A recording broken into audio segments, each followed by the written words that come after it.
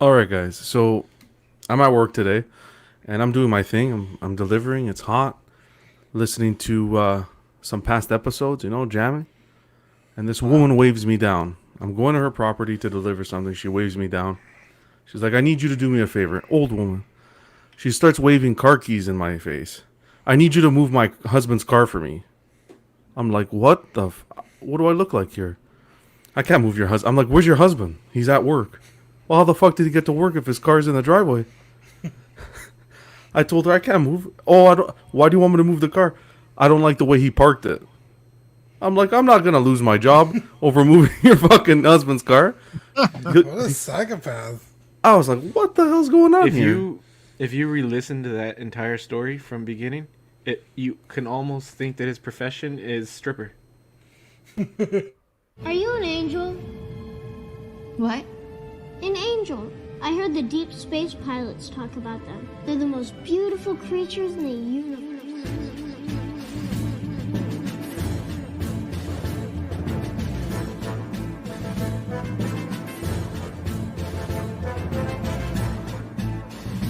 Hello there. We are tonight's entertainment. We would be honored if you would join us. He's got a billion toys. You brought in the doll collection. These are not dolls, Jim. These are commodities. Same as gold or oil. 5, 4, 3, 2, 1. You are now listening to the Collecting Weekly podcast. This is the true form of floor gang right here. Very nice. YouTube.com/collecting weekly. Thank you very much. That's very cool. Big. Hey guys, my name is Zach. I'm Dean. I'm Mario. I'm Eddie. And I'm Jonathan. Welcome to this week's episode of Collecting Weekly. It's a weekly podcast where my friends and I talk about the things that matter the most to us this week in collecting. That's right. We want to take a second to thank our friends over at Water Scrapyard and 1-6 Corner for sponsoring tonight's episode. We have a great show planned for you guys tonight. Not a ton of news, but we're going to make the most of it. Also, during that whole opening intro, my shit was glitching out like crazy. I was like looking. So when we play those videos, I can see everyone's reactions, their little video feeds, and no one was freaking out. And I'm sitting there like, what the fuck is going on? I didn't know what to do. And apparently it was just my computer. So thank God for that. We have Joe Biden in the show. What's wow, up, look Joe? at that. What's up? shit. What's up, Sleepy Joe? Get back on that Afghanistan thing, my guy. Stop watching the show. Oh my god. Anyway, Too soon. Dean, before we get into the news, let's kick it off with the world's favorite podcast segment. Yeah, you guys ready? I'm fucking ready. Dude, I went back and listened to that last week. I was like, God damn it. I should have That just was, committed. That was a hard F. It's new this week. I was hard too. Anyway, new this week. What'd you get new? I picked up a Toy Biz Collector Series Witch King from the Two Towers. Honestly, solid base figure. This thing is freaking sweet. The clothes are nicely tailored and weathered. Look at this. It actually looks worse on camera. It's not as harsh in person. Well, maybe it is. Jesus. The armor is attached to the pants. And so it's a bodysuit, an oversuit, and then like a cloak. So you could actually take off all the clothes and do a body swap, which I want to do, but I need help with the feet and the hands. But yeah, pretty solid. I like it a lot. So good. I bought another one. I was like, wow, I'm doing a whole Zach thing today. Just so I can have a second one, and because the price is getting kind of steep. Because if you go the Asmus route or whoever else makes the 1/6 scale version, they're like fucking like $500 or $600. So What are these going for? there's a few on eBay for around like 40, 50 with shipping. I picked these up for like 30, I think. You know, the actual Asmus one, you were telling me that it was pretty expensive. And obviously working on this custom, so I did look it up to kind of get an idea of what we're trying to replicate, or like kind of what the end goal would look like. It's not that good. Yeah, dude, honestly, It's I really really not like that this. good. It I has just, like this weird like weathering where they kind of like splattered paint all over the outfit, and Yeah. just the general fabric is very like stringy, and I don't think it's like that in the movie. I just was not impressed. And yeah, I think, really want to bring this over and have you check this out because it's such. I'm serious. This is such a solid base figure. Now the swords leave very much to be desired. They're kind of like oversized and bendy and look like I just woke up. You know what I mean? So yeah. Also, the scabbards are like huge. Like, god damn. Like, it's like why hot dog would down a hallway, dude? Yeah, it's ridiculous. And then so like if you put this on his belt, like, it sticks up like half his face. That's like where the mounting thing is. So it's like, what is this? So I need to find a good surrogate, I guess. I was looking at maybe like some Boromir, great words. Asmus, because he has a dagger and a sword. But we'll see. I haven't really found anything. What scale is it? 112? Yeah, 1/6 scale. Oh, 1/6. Wow. Yeah. Sorry. Let's check in with the chat. We got Alabama White. He says, my back is killing me from first shot. Took a week ago. Still need 2 more shots. We got Mike Irie Visions. Yo, I have to give the award for dopest shirts on air to the homie Eddie. Always rocking a fresh tee. Chris V. Pembrika's. Big shout out to Pembrika's. Just had a baby boy. Yeah. Sweet Angel. Steel. Congrats, We got Congrats, Dylan. man. Mark Pearson says F. Marriott Fairfield in Williamsport, Pennsylvania. Alvin J. Toy Mafia. Yo, Alvin. Obviously, we got the president himself in the chat. Steph. We got Alex M4, Absolute Irwin, Trendy Tech, Pablo, Mr. Sketch, Renee, John Ortiz, KJ Smith. We got Facebook user. We got Took R3, David. Took? A Took? JP, full of a Took. And we got DJ, a bunch of angels in the chat. Yo, really quick, Mike brought up my shirt, and I just want to say, like, I really love the shirt because it's Rick and Morty, and I got it at a Logic concert, and it actually has Logic on the shirt because of wow, that concert he played Rick and Morty in the at the beginning of the concert, and he was like doing and then it was on, what season was it on? Where at the end of it was that. Was it the superhero episode where at the end of the episode he does a concert? Logic is on the show and he does a concert with them. So that's what this shirt is. Pretty dope. Thanks, Mike.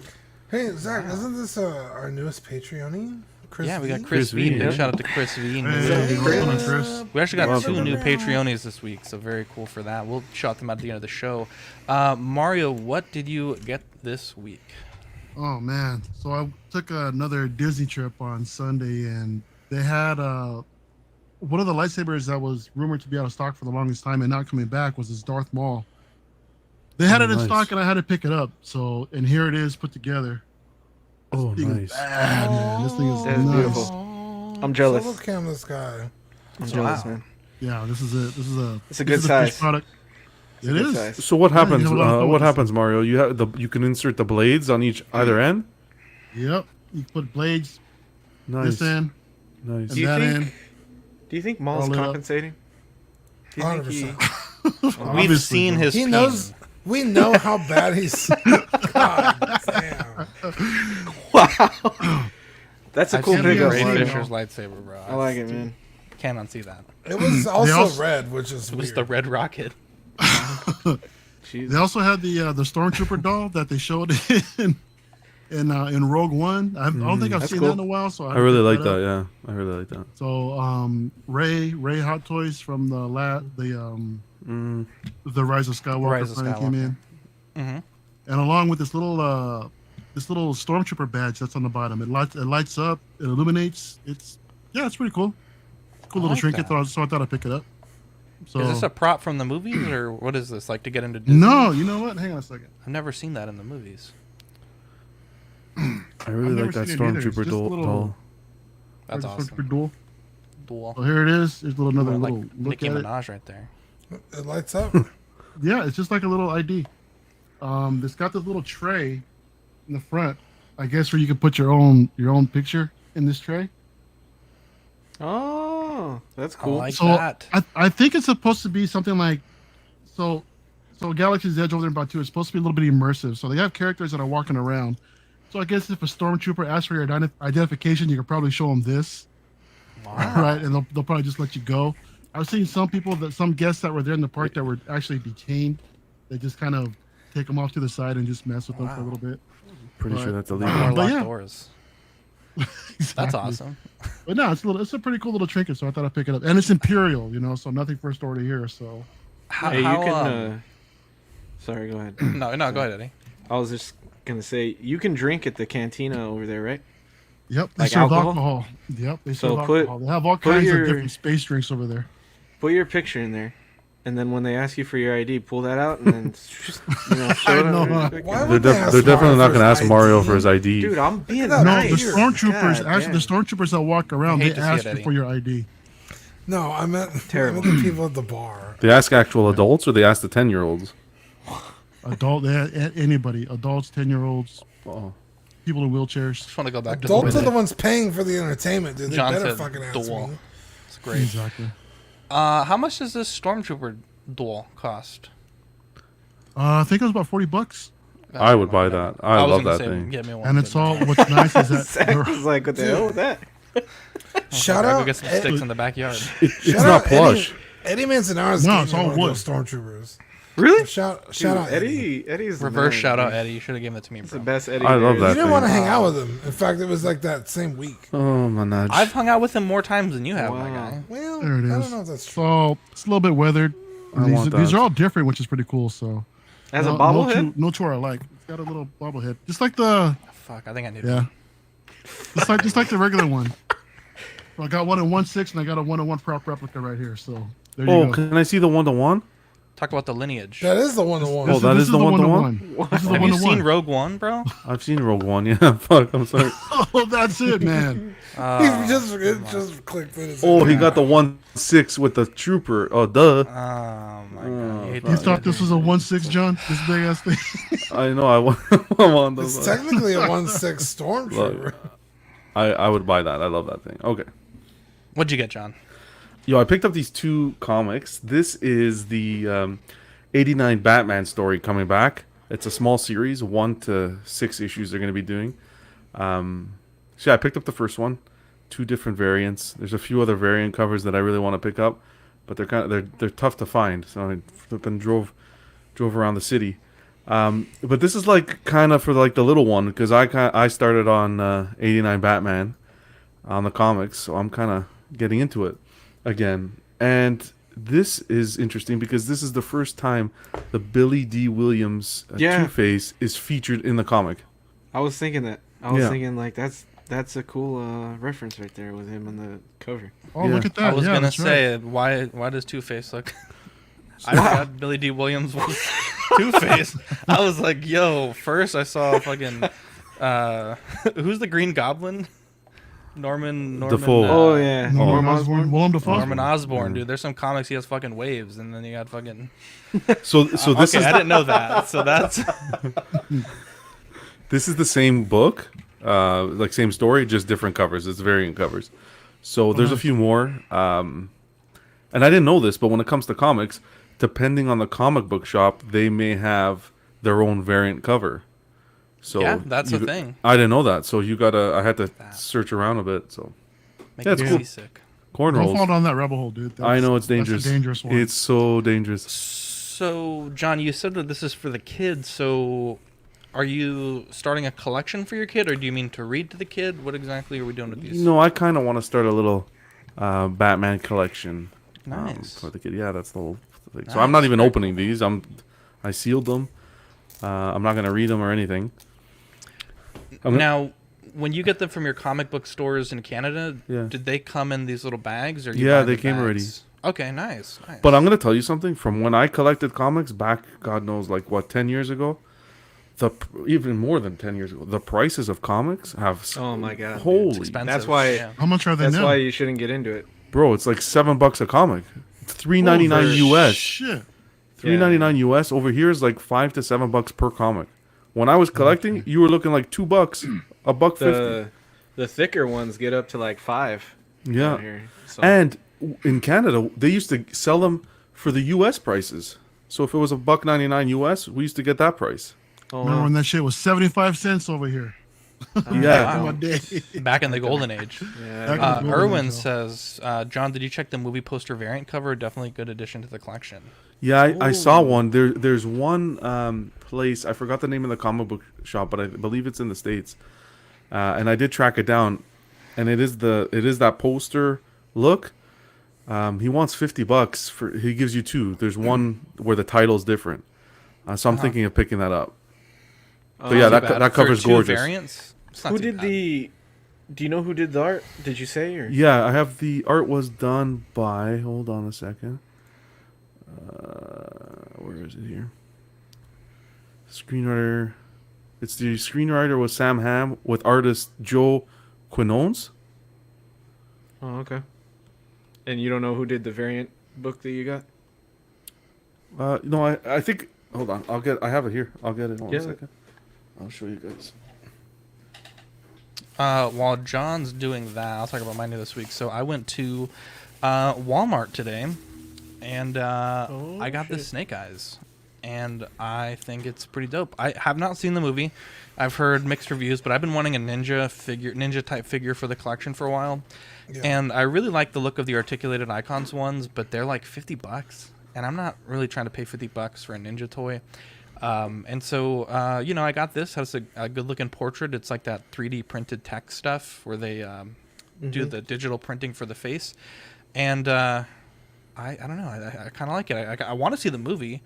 I've not heard great things about it, but I'll go into it with some open thoughts, and we'll see if I like it. But John, let's go back to the covers. Oh, go ahead, Dean. I was just gonna say that looks like a kick-ass figure, like for like a base, like any custom. Like if you wanted to do like a Darth Revan or something, and it's got like it's got like pretty nondescript armor. Yeah. Yes, that looks like a sweet base figure. I might have to pick one up. Although I might actually like the movie. I don't know, but I know they have this one. Then the guy in white. I don't know if it's the same character. No, it's his adversary. Okay, and then the woman. I want the woman. She looks good. Dude, that figure looks fantastic. It looks so good. This is 1/12 scale. It's like that Black Series. You guys Marvel didn't Legends see the scale. movie? Yeah. I haven't seen it yet. Zach, let's go see it. Yeah. Have you seen it, Eddie? Together, holding hands. I don't recommend it. Can we But share if you popcorn guys want to bucket? go watch it, then go watch it. No, is it as bad as the reviews are coming in as? Yeah, it's pretty bad. But the thing is, okay, I did watch some reviews because I was like, is this worth to go to the theater? I know nothing about G.I. Joe. I don't really give a fuck about G.I. Joe, honestly. Yeah. And I feel like if I'm not, like a lot of things we're complaining about the origin, like the character in the comics is American, and then in this movie they make him an Asian American, and there's like a whole people upset about that, and I don't know anything about that. Yeah, but I just like I ninjas. don't know anything about the cartoon. Oh, and you still didn't like comic it. or Oh, anything. shit. And I'm saying like the action scenes weren't cool. There's not a lot of fighting. Like shit. I liked the actor who plays Snake Eyes, and even him, like I felt like he didn't do a good job. So like it was. God damn. It was bad. Wyatt asking the tough questions. Will you sit with a seat in between or next to one another? Actually, I'd probably sit on his lap if I'm being honest. I was about to say lap for sure. 100%. I like to be little spoon, but wow. Wow. Sometimes you got to be a big spoon too. Let's go back to these comics, John. Tell me about. You want to solo cam me for a second? I can show him, see. Just kidding. Oh, what the hell? Why did someone sorry, solo Rob. cam me? Jeez, look at that. I got face. removed and solo cam. So yeah, it's Joe. He does both of them. Beautiful comic. Yeah, Holy gorgeous. shit. That's nice. That's nice. Absolutely Yeah, I like gorgeous. that one. So that's the one, and then we have the Two-Face. I thought Tommy Lee Jones played Two-Face. That was That's- in, he does in Well, Billy D played Harvey Dent, which we never got to see. The with Val Kilmer Two-Face come is through. Tommy Lee Jones. Yeah. Yeah. But isn't it the same Batman? No, well, It is the same Batman. it's supposed to be the same Batman, but we won't. Sounds like, we won't say. SJW. SJW. Real quick, if you guys don't mind me going back to John's solo cam, who do you have Yeah. in front of you here, bro? Oh, this is my little Is buddy. that I Justin know. Trudeau? No, Buddy, huh? I changed it because James didn't like Trump. So this is the Medicom from back in the day, man. Like I think this was before I even started collecting Hot Toys. Is that Spider-Man 3? Yeah, look with the Dude, that's a sick Dude, pose. I honestly. fucking need that, bro. look at this, man. I need that. Yeah. Dude, that's pretty fucking sick, honestly. It's not bad. This is like, oh my god, you know how old this thing is? But Yes. well, let me see if it says the year. 2007. 2007. Oh, dude, you gotta fix those feet and those legs, man. What do you mean? I twisted it because to put on the mic so his body's facing the right way, man. Come on. See that? Yeah, those feet are kind of like pointed facing each other, bro. those kind of wongos. You hate to see it. Let's get into the news. Hot Toys King Shark 220, July to September 2022. This dropped right at the tail end of our show. We actually went live again to talk about it, and we've had 7 days to sit on it, and I'm feeling pretty positive about this. I have not put it on a pre-order yet. I think during the talk, we were, we were thinking 380. At least I was 350, 380. And coming in at 220 for Power Pose, really, really strong price point. He comes with the book from the prison scene, but a lot of people have pointed out that the book is not matched the outfit that he's wearing. He should have the orange pants, and it's interesting that the initial solicitation at the con, they had those orange pants on the display, and they're obviously not included with the figure. So I'm curious to see why that's a thing. But no, this looks great. 220 is a fantastic price point. There's people complaining that you don't get the posable arms or you get limited articulation, but I think for longevity's sake, having it like this is going to be much better than people getting like an articulated jaw that's going to rip, a week out of the box, or any sort of issues with the seamless rubber arms. Dean, what do you think about this figure, and do you think we're going to see more of the team produced by Hot Toys? What do I think about this figure? I think you nailed it. I think in terms of longevity, this is like the perfect candidate for this figure. Or this figure is the perfect candidate for the Power Pose. Sorry. I mean, yeah, he does like some kick-ass stuff in the movie, but like honestly, from scene to scene, he's usually just like standing in the background looking adorable. So I don't really need him to fucking be able to do whipping poses and shit like a Spider-Man figure. So does not bother me at all that has this limited articulation. And yeah, you would hate to see it go the route of Baby Yodes with the ripped chin and shit. So I think it looks fantastic. 220 blew my mind. I was thinking like conservatively like 320. I was like, well, the Power Pose Iron Mans were, a lot higher, but they have like lights and shit. And this is a little more simple, but it's still a very large figure. But yeah, dude, 220 is almost like too good. You know what I mean? This is a great comment here from I'm Reloading. It said probably the same as Whiplash. Department of Corrections owns the rights to the orange prison suit look in all forms. License fee they probably didn't want to play. And real quick, I just want to go back and say the solo cami. I also got this from Manny, and I totally forgot. Turbo Man? Oh, man. Look at this I'm action. You got some lights. You got some. Look at this. Good work, Booster. Look at this. This is. Oh man. I got it so early in the week, and I totally forgot. You were Man, lucky. sorry. We don't get that the good stuff over here. If I find one, I'll send it to you. That's like childhood right there. It's fantastic. I'm sorry.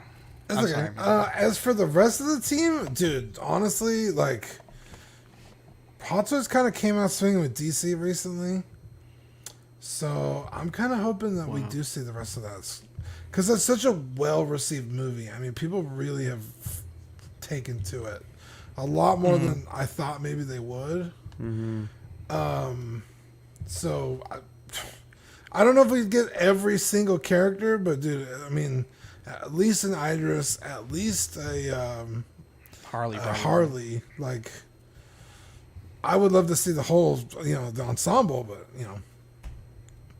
that might. Would you get any of them? Never happen.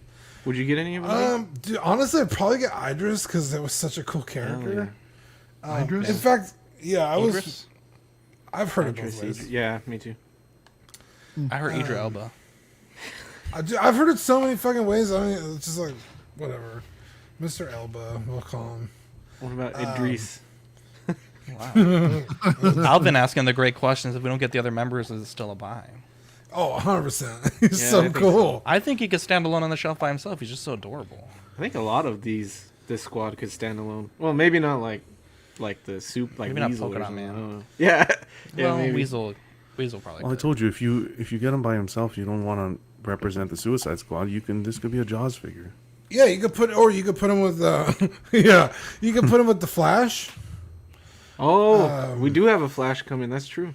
That's good if call. you had like the TV show Flash, you could put him in there. I mean, that Flash looks a little different. He's like real muscular, but like there are other options for this figure if you don't get other characters. Also, if you just like King Shark in general, like there you go, you have one on the shelf. I think it looks so cool. I gotta go talk to Esteban about pre-ordering it. Manny, you know that there's like a solo version. You don't need to get the wave. It's so hard to find though. Manny he said, I don't really collect smaller shit anymore, but I had to get the King Shark, and in order to get him, I had to get the whole McFarlane wave. And they're doing 2 versions. Yeah, the single pack. Yeah, so you could have got the single pack. I don't know if that one's. I think it's up for order already. But I don't know if it's. Yeah. Yeah. Dean, you mentioned earlier that the Power Pose figures are a little bit more expensive, the Iron Man ones. They're typically about like $200 price point, like 180, 200. Yeah, I'm looking at the Mark 46. That was at 190. No. I'm sorry. I was talking about the Hulkbuster Power Pose. The Hulkbuster, yeah. Well, that one was size. Yeah. I'm sorry. Yeah, not all Power Poses. All right. No, and then I started looking around and I saw that the Mark 42 from Iron Man 3, 130 at BBTS. That was crazy. Also, real quick, I went to a comic book store this weekend and I found the Mark 46. Oh yeah, $1,700. What? No, I walked out so fast. I was like, thanks. $1,700? Oh no, 15 because one sold for 17. I was like, where the fuck are you selling? Nuts. You know what, Dean? I'll sell you mine for half off of that. Canadian. Nah, this is a pretty cool figure. I mean, I still haven't finished the movie yet. I started watching it, but it didn't really keep my interest. So, yeah, I need to go back and rewatch it. The character, from what I saw, was pretty cool. I fell asleep twice. Did you? What? Twice. Wow. Oh, you guys stink. Yeah. I don't know. I want to go back and watch it. I mean, from what I saw, it was all right, but it just wasn't really keeping my attention. It was a little bit. I don't want to say it was over the top for me. It's just that I guess I just wasn't in the mood to watch a movie. But I mean, aside from that, I think the figure came out great, dude. For $220, and you also want the orange pants too. I mean, I think that's something that we can all let go, considering we were all expecting what $349 or $300 plus, whatever. Yeah. So the $220 price tag was a nice surprise. Accessories wise, it's what more could you ask for? I mean, you're gonna get just whatever little hands in the book. But yeah, I remember someone mentioned earlier that it should have come with I don't know. You want to see this piece eat somebody or something like that, and I think that would have been like a nice swap out if you had like an upper torso like they did with the Age of Ultron Hulk, where it's a little bit bloody and just have his arms up like that, just eating somebody. I think that would have been pretty sweet. What would the price have been? If we're thinking that would have been a $351. Yeah, I think probably. If we're thinking like accessories they could have included, it would have been nice to have the little Peacemaker C4 thing, the little figurine he makes. I think that would have been fun to have. Or what about or maybe those little squid things? Yeah, like a little magnetic. You can stick to them. Eddie. Yeah, That's cool. That would be cool. Sure, whatever you guys say. But I mean, again, again to what you guys said earlier, I think the fact that they chose this to be a power pose was probably the best move they could do for it. Considering the longevity of the material, you don't want to bend the arms too much, and like you said, also with the articulated jaw, that what we saw happen with the Baby Yoda, just in a matter of a day, just opening up out the box and the jaw just split like that. So, but no, the paint apps look great, the textures look great. It's I think it's a great deal for those who are probably interested in this piece. But I wouldn't expect them to finish the entire line or anything. Maybe third party, they might. There you go. Get a few of them. But Yeah, they'll definitely do. Some Hot Toys, third-party. nah. Yeah, it's pretty cool, man. I agree. I think that it's a cool figure for DC fans. I think that Dean had an amazing point that if they don't do the whole wave, you can put them with the Flash figure coming out. I completely forgot that figure was a thing. Yeah, So- even if it's a completely different looking king shark, I mean, is that gonna bother some people? I don't know. To be honest, I thought that king shark was better until I saw this movie, and I like this shark more. So, it wouldn't bother me. But I guess maybe some people would. But I think it's cool. Do you guys think maybe they didn't do the orange shorts because they're supposed to say inmate on them, and they didn't want to I don't know, maybe that was thing. I think. Let me. Whose comment was that? The comment about the DOJ licensing, I think, is probably exactly what it is, because that's why the Whiplash that just came out. I remember it had like real dark, weird brown doo-doo colored pants. I think he's right. I remember we looked into that during the. I'm reloading. Thank you. I'm reloading during the Whiplash release, and that was 100% a thing. Dylan says their aliens have articulated jaws and are typically fine unless the thin rubber tears. They've done articulated jaws that worked before. Careful with recency bias with Baby Yodes. I would say most people, aliens ones rip as what you just said. Most people that I know that have the alien figures, they have not aged well. With the jaws, or even the first version where it's like the model kit style with the rubber that pulls over the joints. I had that figure as a mess. I gave it to Pete, and I think he had to like epoxy it together in like a permanent pose. It's pretty bad.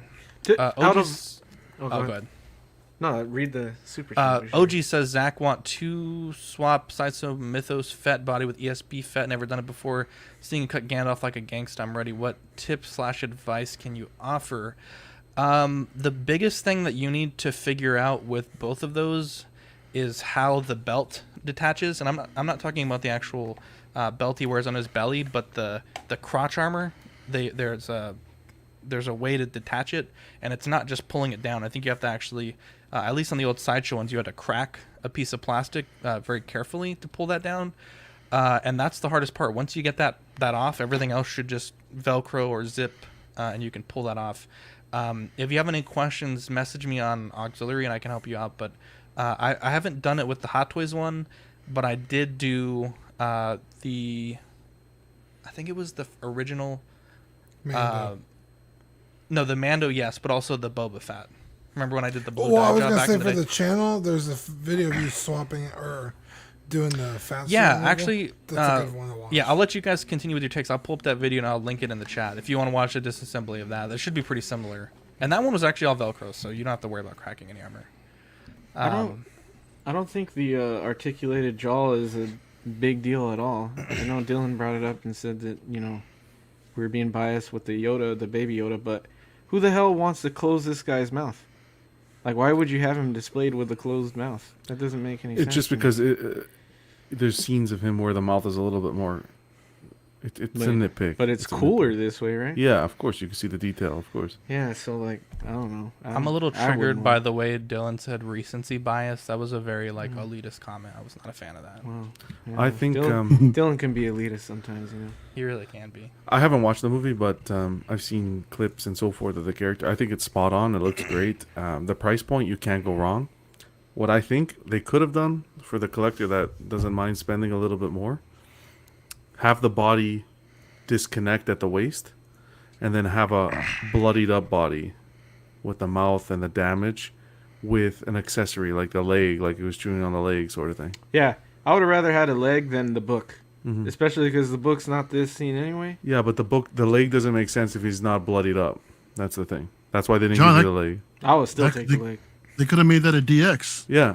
So that would have qualified. Because I think one of the Hulks, I think it's the Age of Ultron one, separates at the waist, and then you can put the the rage torso. Yeah. Exactly. So if they did that with this, with the bloodied up mouth and the battered body. Imagine this.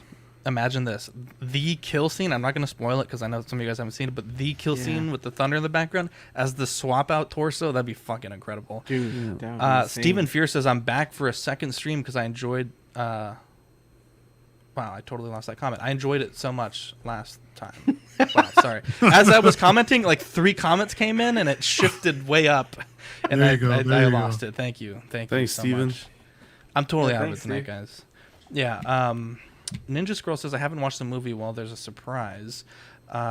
Sean Usby says Wow. first ever Who Power said that? Pose DX. Power Pose DX Deluxe Special Edition. Love to see it. Damn it, Ninja.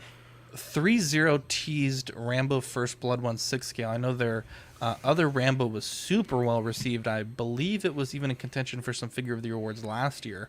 And all we have is one photo. I will say it's interesting.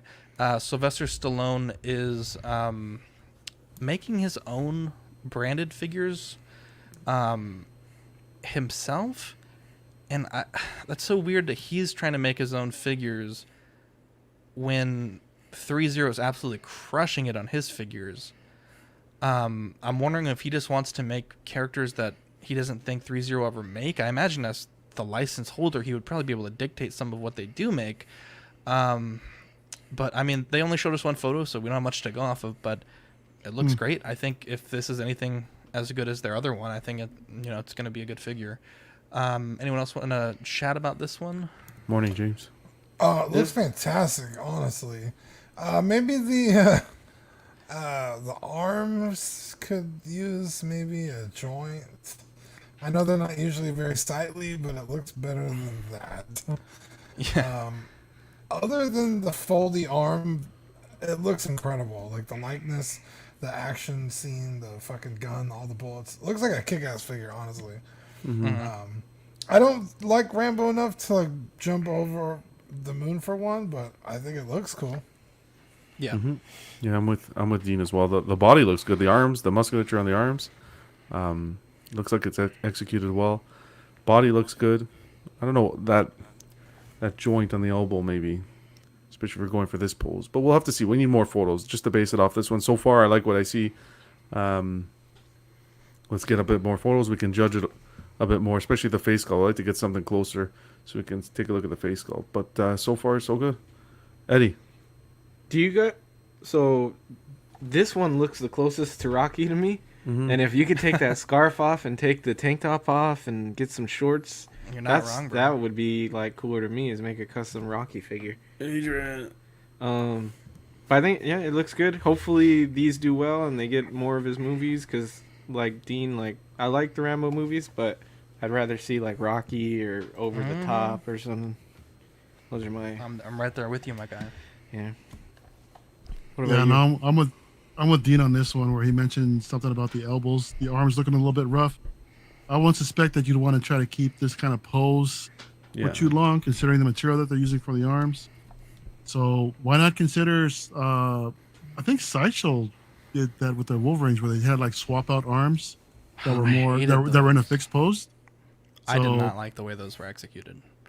True. You couldn't rotate them; they were like keyed, and you could either do like this or this.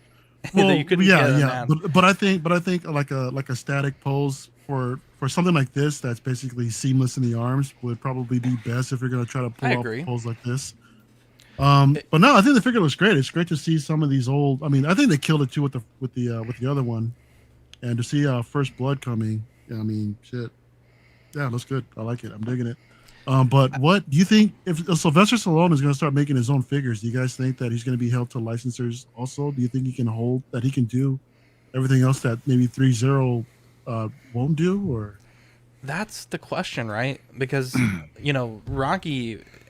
I mean, Rambo's obviously a very popular character of his, but Rocky, I think, is probably the most, at least in my opinion, that he's done. Yeah. We haven't seen a licensed Rocky in a very long time. I know Hot Toys did one. I wonder if he's kind of carving out that character for his own brand. But the thing that scares me is, I mean, I imagine Sylvester Stallone is going to hire the best people he can find for these projects that he's doing. But 3-0 has years of making these amazing figures, and it's like, yeah. So why not just to team want up to with branch out? Exactly, to want to branch out and enter that world where, I don't know, man. Wait. I mean, I know we covered that story, but are we sure that's still happening? Maybe he just said, fuck it, let 3-0 do it. I think it's still on his website. He has like a website where he has like merchandise. I'm going to look it up right now. But it just seems like such a ballsy move to go out there and try to make your own thing. So maybe what did maybe the 3-0 Rambo ones go for? Maybe you're onto something, Dean, because now on his website, I believe there used to be a coming soon. Now it's just Rambo 3 and Rambo 4 on the website. And I don't think I've ever... I wouldn't mind a Sylvester Stallone after the plastic surgery. Jesus. Then again, all you have to do is take a frying pan and smack this one in the face with it, and you pretty much have it. Wow.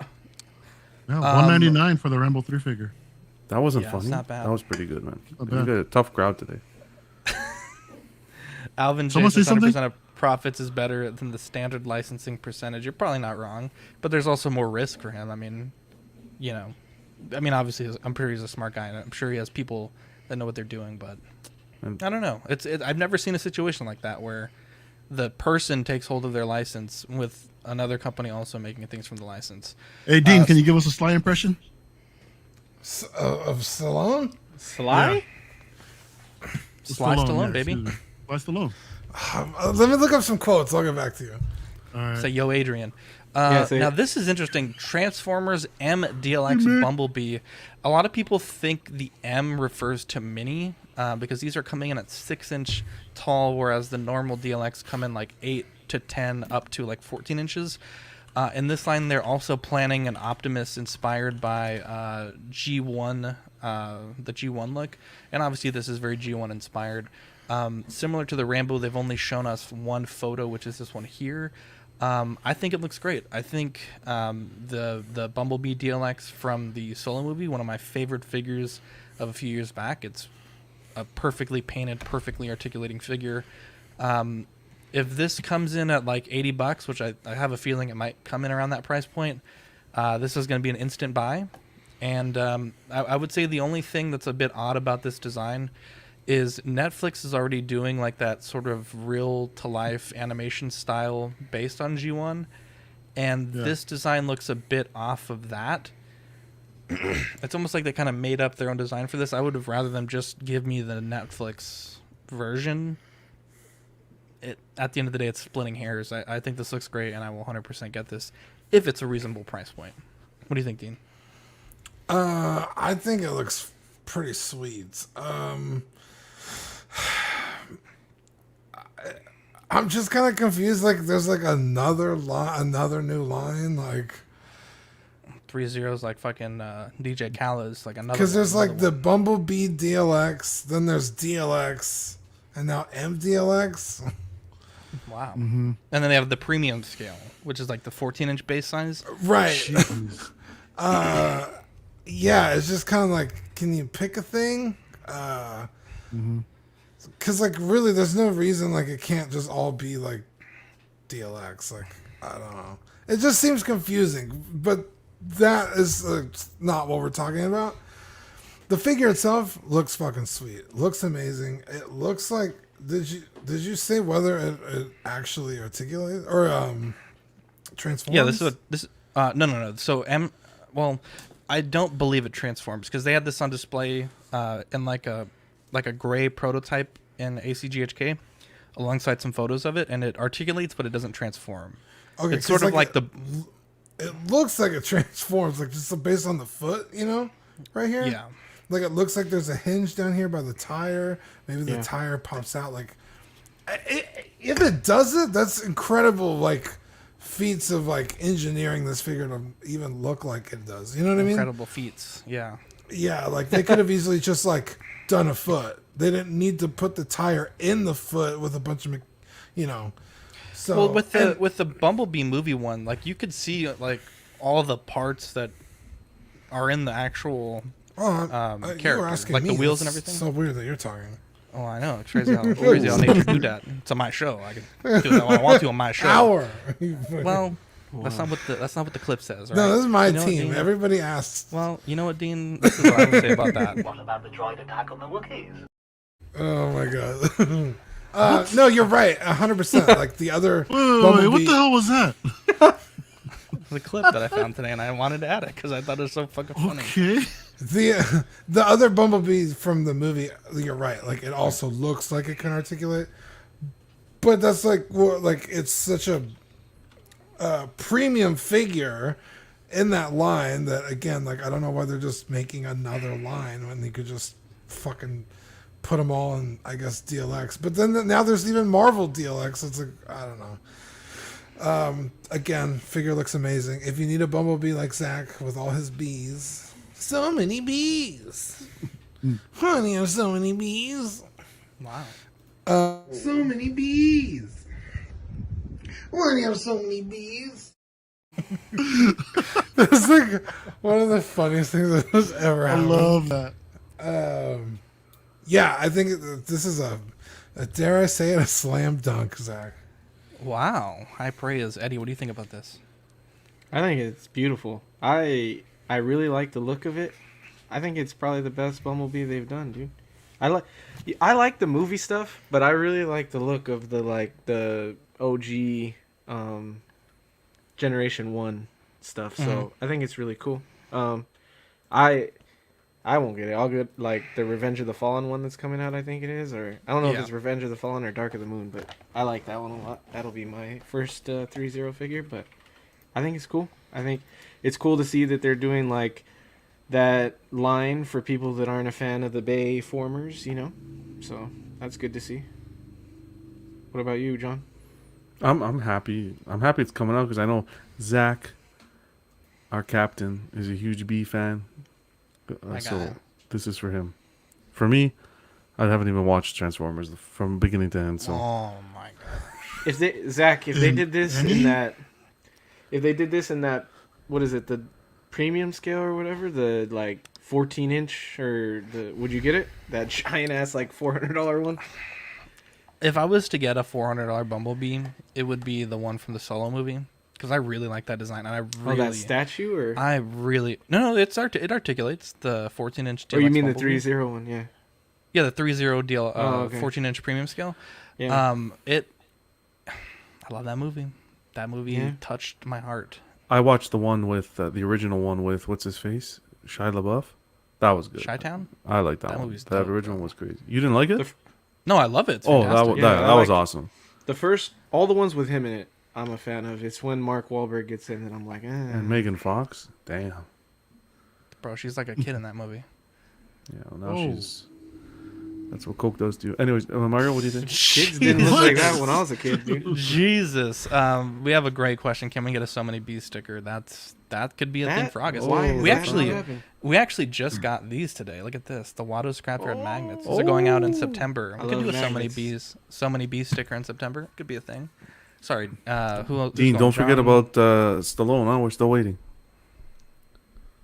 Yeah, Dean, you work on that. No, I'm literally looking up. Eddie sent me a good one. Yes, that's the one. The whole thing, though. The whole. Oh my god. It's gonna take OG, 6 minutes. no word on when it goes up for sale just yet. Just a teaser. Mario. Wow.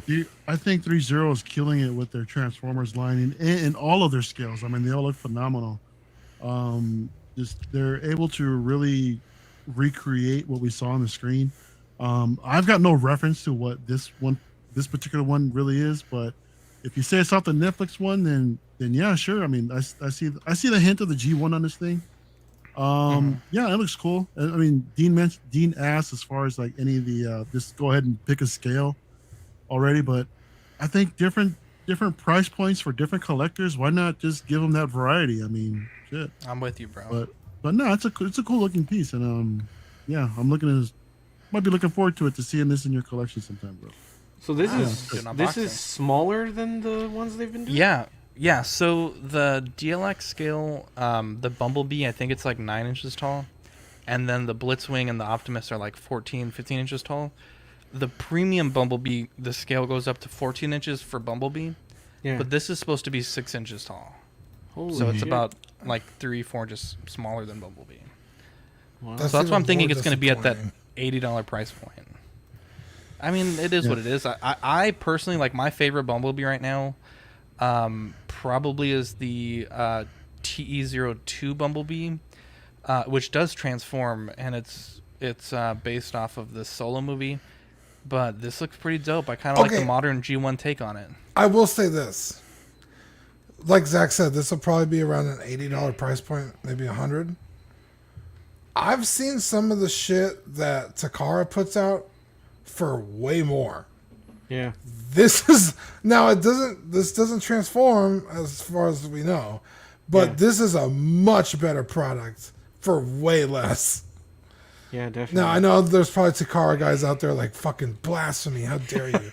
But like honestly, like I watch a lot of Transformer reviews. I don't collect Transformers, but I like Transformers, so I watch a lot of Transformers reviews, and I'm just like, what the fuck? Like sometimes they just look so cheap and cheesy.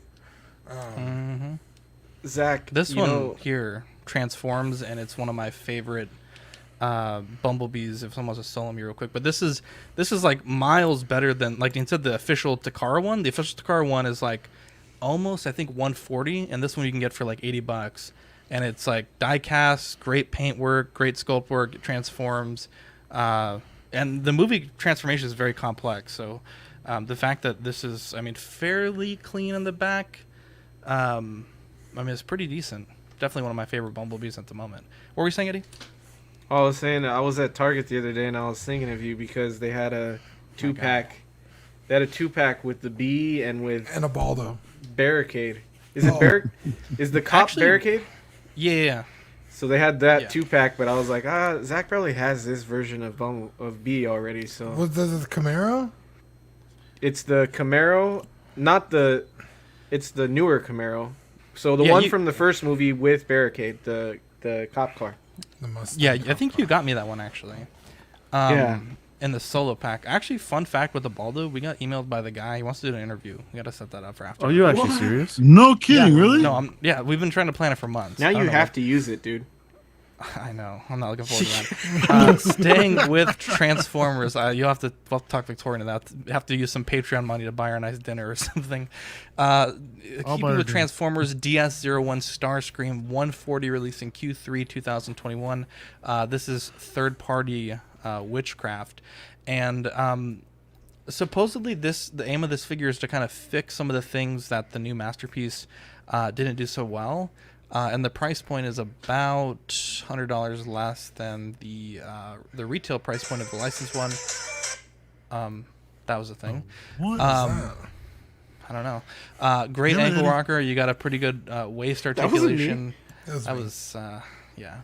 Anyways, so this is going to be interesting. I don't know that there's a lot to say about it, but this is just a thing that Deformation Space is doing, and it's up for order if you want it. Supposedly, this is. At least by some people, a lot of people think this is going to be the end-all, be-all of G1 Masterpiece style Starscream. Everyone says that about every fucking release. You're not wrong. You're not wrong. People said that about the Masterpiece one that just came out a few weeks ago, and it's okay. Yeah, I always judge my Starscreams, because Starscream is the one Transformer I will buy. That being said, I only have like one in my collection right now, but I used to have a bunch. But I always judge my Starscream on how fucking awesome the fighter plane mode is. This one looks pretty solid.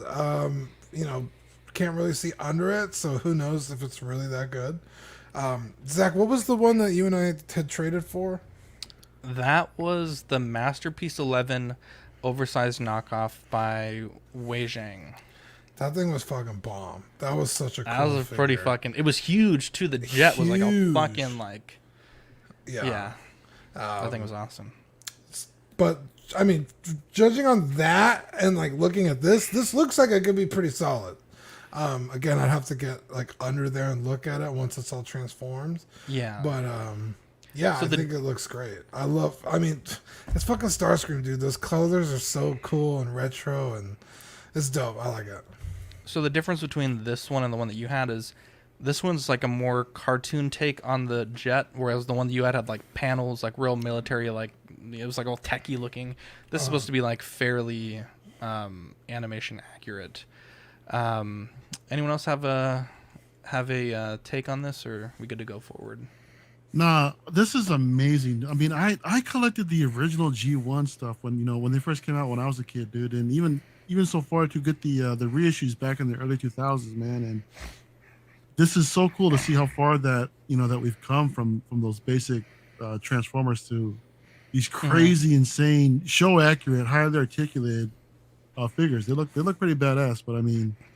But how many? I've seen so many of this particular Starscream out there. I mean, issued by Hasbro, and I think a couple third parties also tackled it too. So, shit, how many do they have to do to really perfect this thing?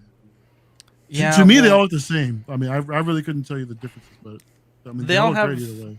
they all have something that they sacrifice, right, to get them to look this good. Like the one that I sold Mark was a fantastic Starscream. It was the Make Toys Meteor. And my only complaint about that one is the back of the legs was very messy because these little vertical stabilizers, they would have to fold in on themselves on the back, and it just looked a little weird. But the figure could articulate like you wouldn't believe. Like it was almost like I see Dean posing as Chogokin sometimes, and I would say it's probably like it was as posable as one of those, the VF ones that he has. So, I mean, they all sacrifice something. So I think with the new Hasbro one, a lot of people are complaining because he doesn't have very good waist articulation. And so in this release, they made a point to like showcase that, hey, this is what we got going on with our waist. But I mean, when you take something that's like a humanoid shape and then turn it into not a humanoid shape, I mean, there's going to be some compromises, especially for like the Bayformers. Their transformations have a lot of mass shifting, and so it's like those parts got to go somewhere on the toy because it's very unacceptable to take things off of Transformers. So it's, you know, everyone kind of has to figure out the puzzle. They got the point A and the point B, and they got to figure out how to get to and from.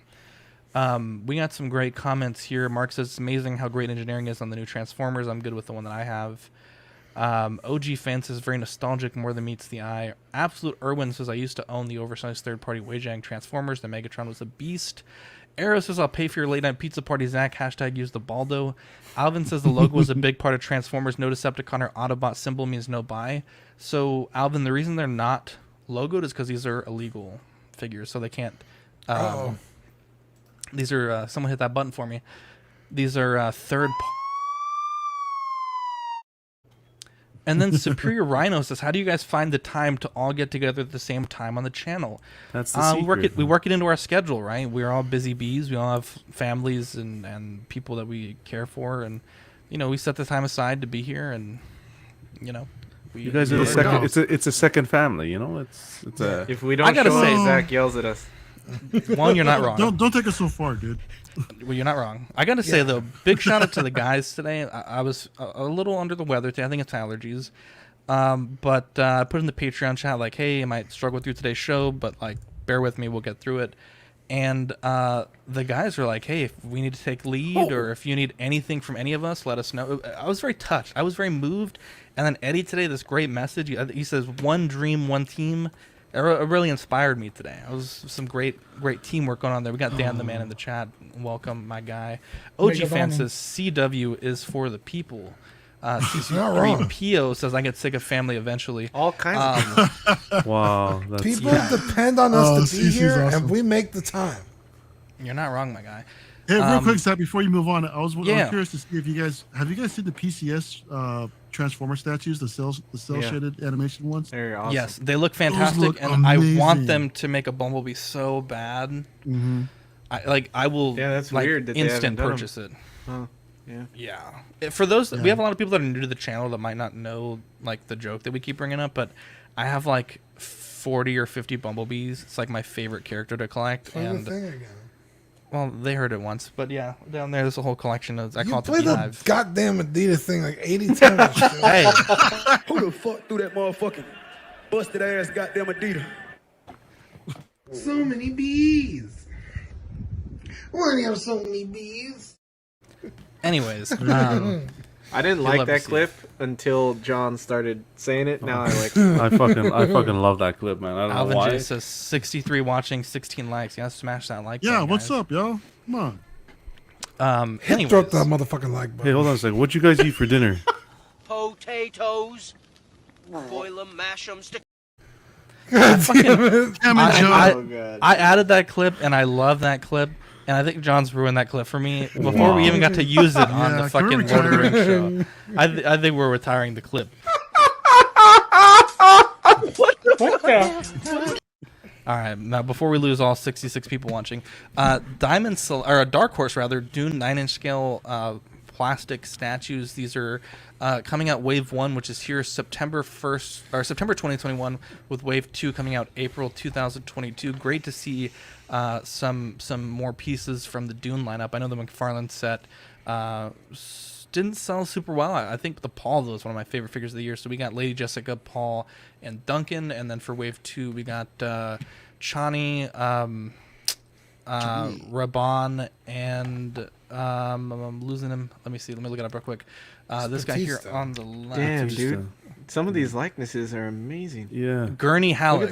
Look at the Brolin, dude. Damn. I was going to say, this lineup looks way better than the first lineup. Yeah. Well, Momoa looked good.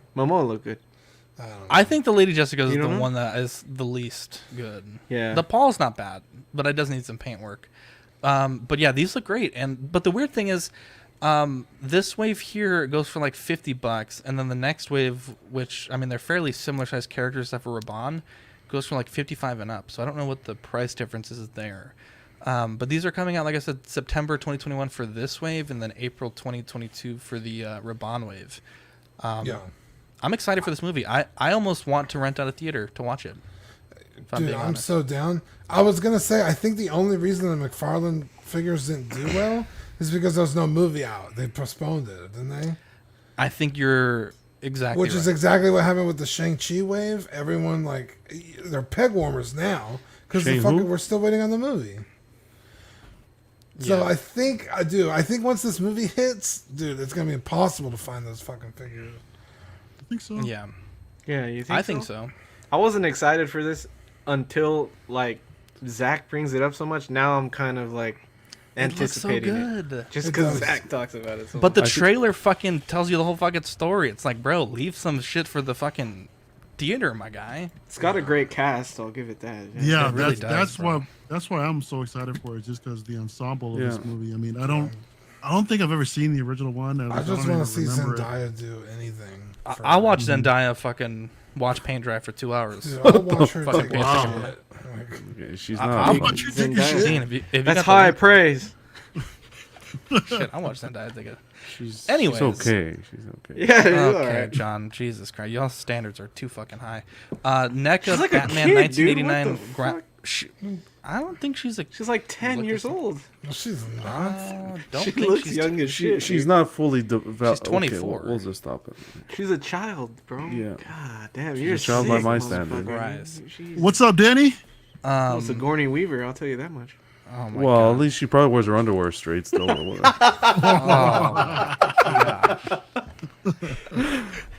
John, tell me about this 1989 Batman grapnel launcher replica. I'm so in love with this, and I want to give Eddie a huge shout out because, for goodness sakes, I was looking for the price. I didn't know Sideshow actually sold this. NECA showed this at the toy fair they had. I think it was last year or whatnot. This, and they have the Batarang, and they also have the other thingamabob when he's in the museum. It's that thing he attaches to his arm, and then it shoots to the walls. This is an awesome set. Prop replicas. The grapple gun goes for $44.99. Yeah, it's not bad on Sideshow site. They're going to be hitting retailers very soon, from what NECA's been releasing. Their Batarang also was released a little while back, but Sideshow carries it as well, and that's $34.99. I could have Just wanted sworn to it was check always out. already at Walmart. Yeah, they Walmart had them. I think it was Manny a while back picked one up, if I can remember. If you can find them at Walmart, I'm sure they're going to be cheaper. But I think this is an awesome set. John, is this something you get for the kid just to start your 100%. collection with those comics? 100%. You already know it. Did you ever find the Batarang or no? No, I haven't. I think I'm just going to order it off Sideshow. Yeah. Because we don't get Those these cool stock. gadgets here in Canada. My goodness, for our Walmart to get anything good, jeez. I think the Batarang was like $20 when I saw Hey, you it. know what? I fucked up, guys. What? What's that? Because the one that I sent you the price for is actually Factory Entertainment. It's not NECA. What the I was looking at it because it comes. The one that I sent you a picture for comes with a base, and so I was like, "Does this one come with a base?" And I looked so it up I was right now. wondering. Well, I thought Sideshow had the so price. That's my bad, as- guys. Yeah, but Sideshow doesn't carry these, right? Yeah, because it's NECA. Yeah, that's my bad, guys. Are you sure? Because it looks... Do your homework. Someone do the man can only admit when he's wrong. Oh boy, let's look it up real quick. So this is, We gotta fix when this when is we not said, up yet anywhere. It's not up the Okay. price. Yeah, I couldn't find it. All right, well, we live, we learn. Cuervo says, A man can only admit when he was wrong and ask forgiveness. I think we can all agree that this is 100% Danny's fault. I think. I miss Danny. I love Danny. What's up, Danny? How you doing tonight? What's up, guys? Glad to be with my friends tonight. Wow. Better late than never. Danny, what does your shirt say? Dead? Deadlifts. I thought it Oh said my dead. I was god! like- You know, Donuts I had and deadlifts. Okay, Mike said that I had some sick shirts until Danny came in, and now he just fucking wiped the floor Wow, with me. saucing That all shirt's over us. badass. But Awesome. in Eddie's defense, with all due respect, I would go with the ones on Sideshow because they do look a little bit better, to be honest. Well, they come with that display base. They come which with is the really display cool. base. Yeah, it looks a little bit better. And if I was guessing, the NECA one probably will be around that price, like 40, 50 I think it's a bit so- cheaper. I think it's a bit cheaper. I think it'll Oh, probably be really? about 20 or 30 bucks. Oh, Yeah. you think like 30? Yeah. Yeah. That's what 'Cause the I remember- animated, I that's what the remember- animated graphic launcher Oh was. yeah, And I remember Manny said the price was cheaper than $35 for the Batarang. That's for sure. Getting into release, the VTS Cloud release. Big shout out to Chai Lan Wong. He let us use his photos that he took for today's episode. We couldn't find any official release photos from the company. Dean, you're the resident Cloud Strife expert. What do you think about these photos? Not the photos in general, but the figure itself. I think everything from the neck down is fucking flawless. This figure looks so good. The arms, the armor, the clothing, the boots, the gloves, everything. The sword. I think the sword could stand to be a little bigger. Yeah. But holy shit, it looks fucking amazing. Now, the head sculpt, I'm not convinced by. I think is this the only set of photos you have? I believe this is what we uploaded. Oh, okay, I thought there was another set. I think I think there's too much forehead where his bangs are. So I think when I get mine, I'm gonna see about taking off the hair, maybe dremeling the head. Dremeling it. Yeah. And then bringing the hair down. Because like the face doesn't look that bad. It really doesn't. But if I can't figure something out, I might just pop the head off of one of my Play Arts Kais and send it to Watto and have him scan it. And then upscale it. Yeah, and then get it painted by someone.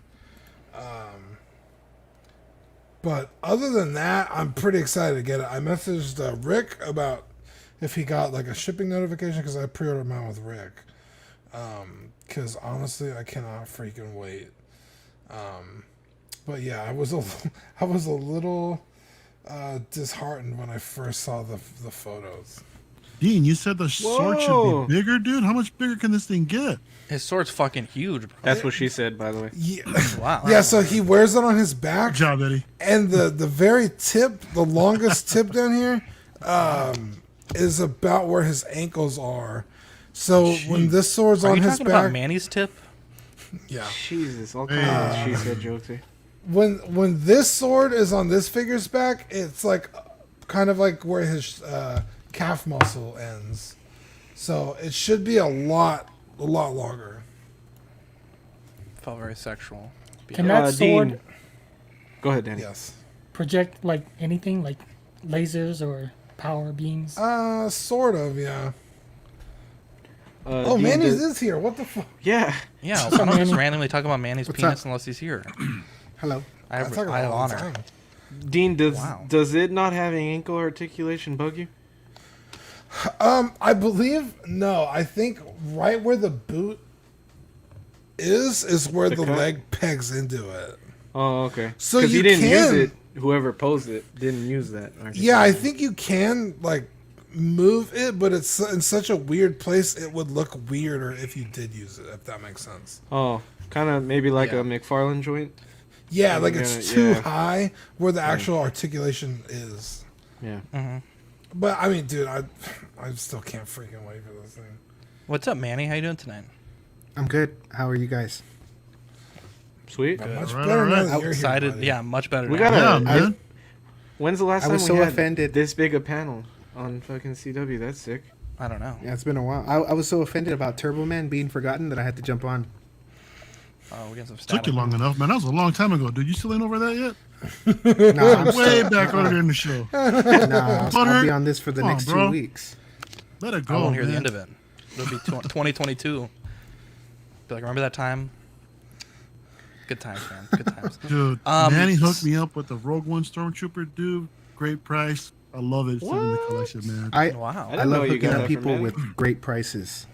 Yeah, thanks for that, bro. I mean, that started a chain reaction of the rest of the figures that I needed, man. And it all started with you, bro. And then That's high praise. Now you know where the fucking clip is.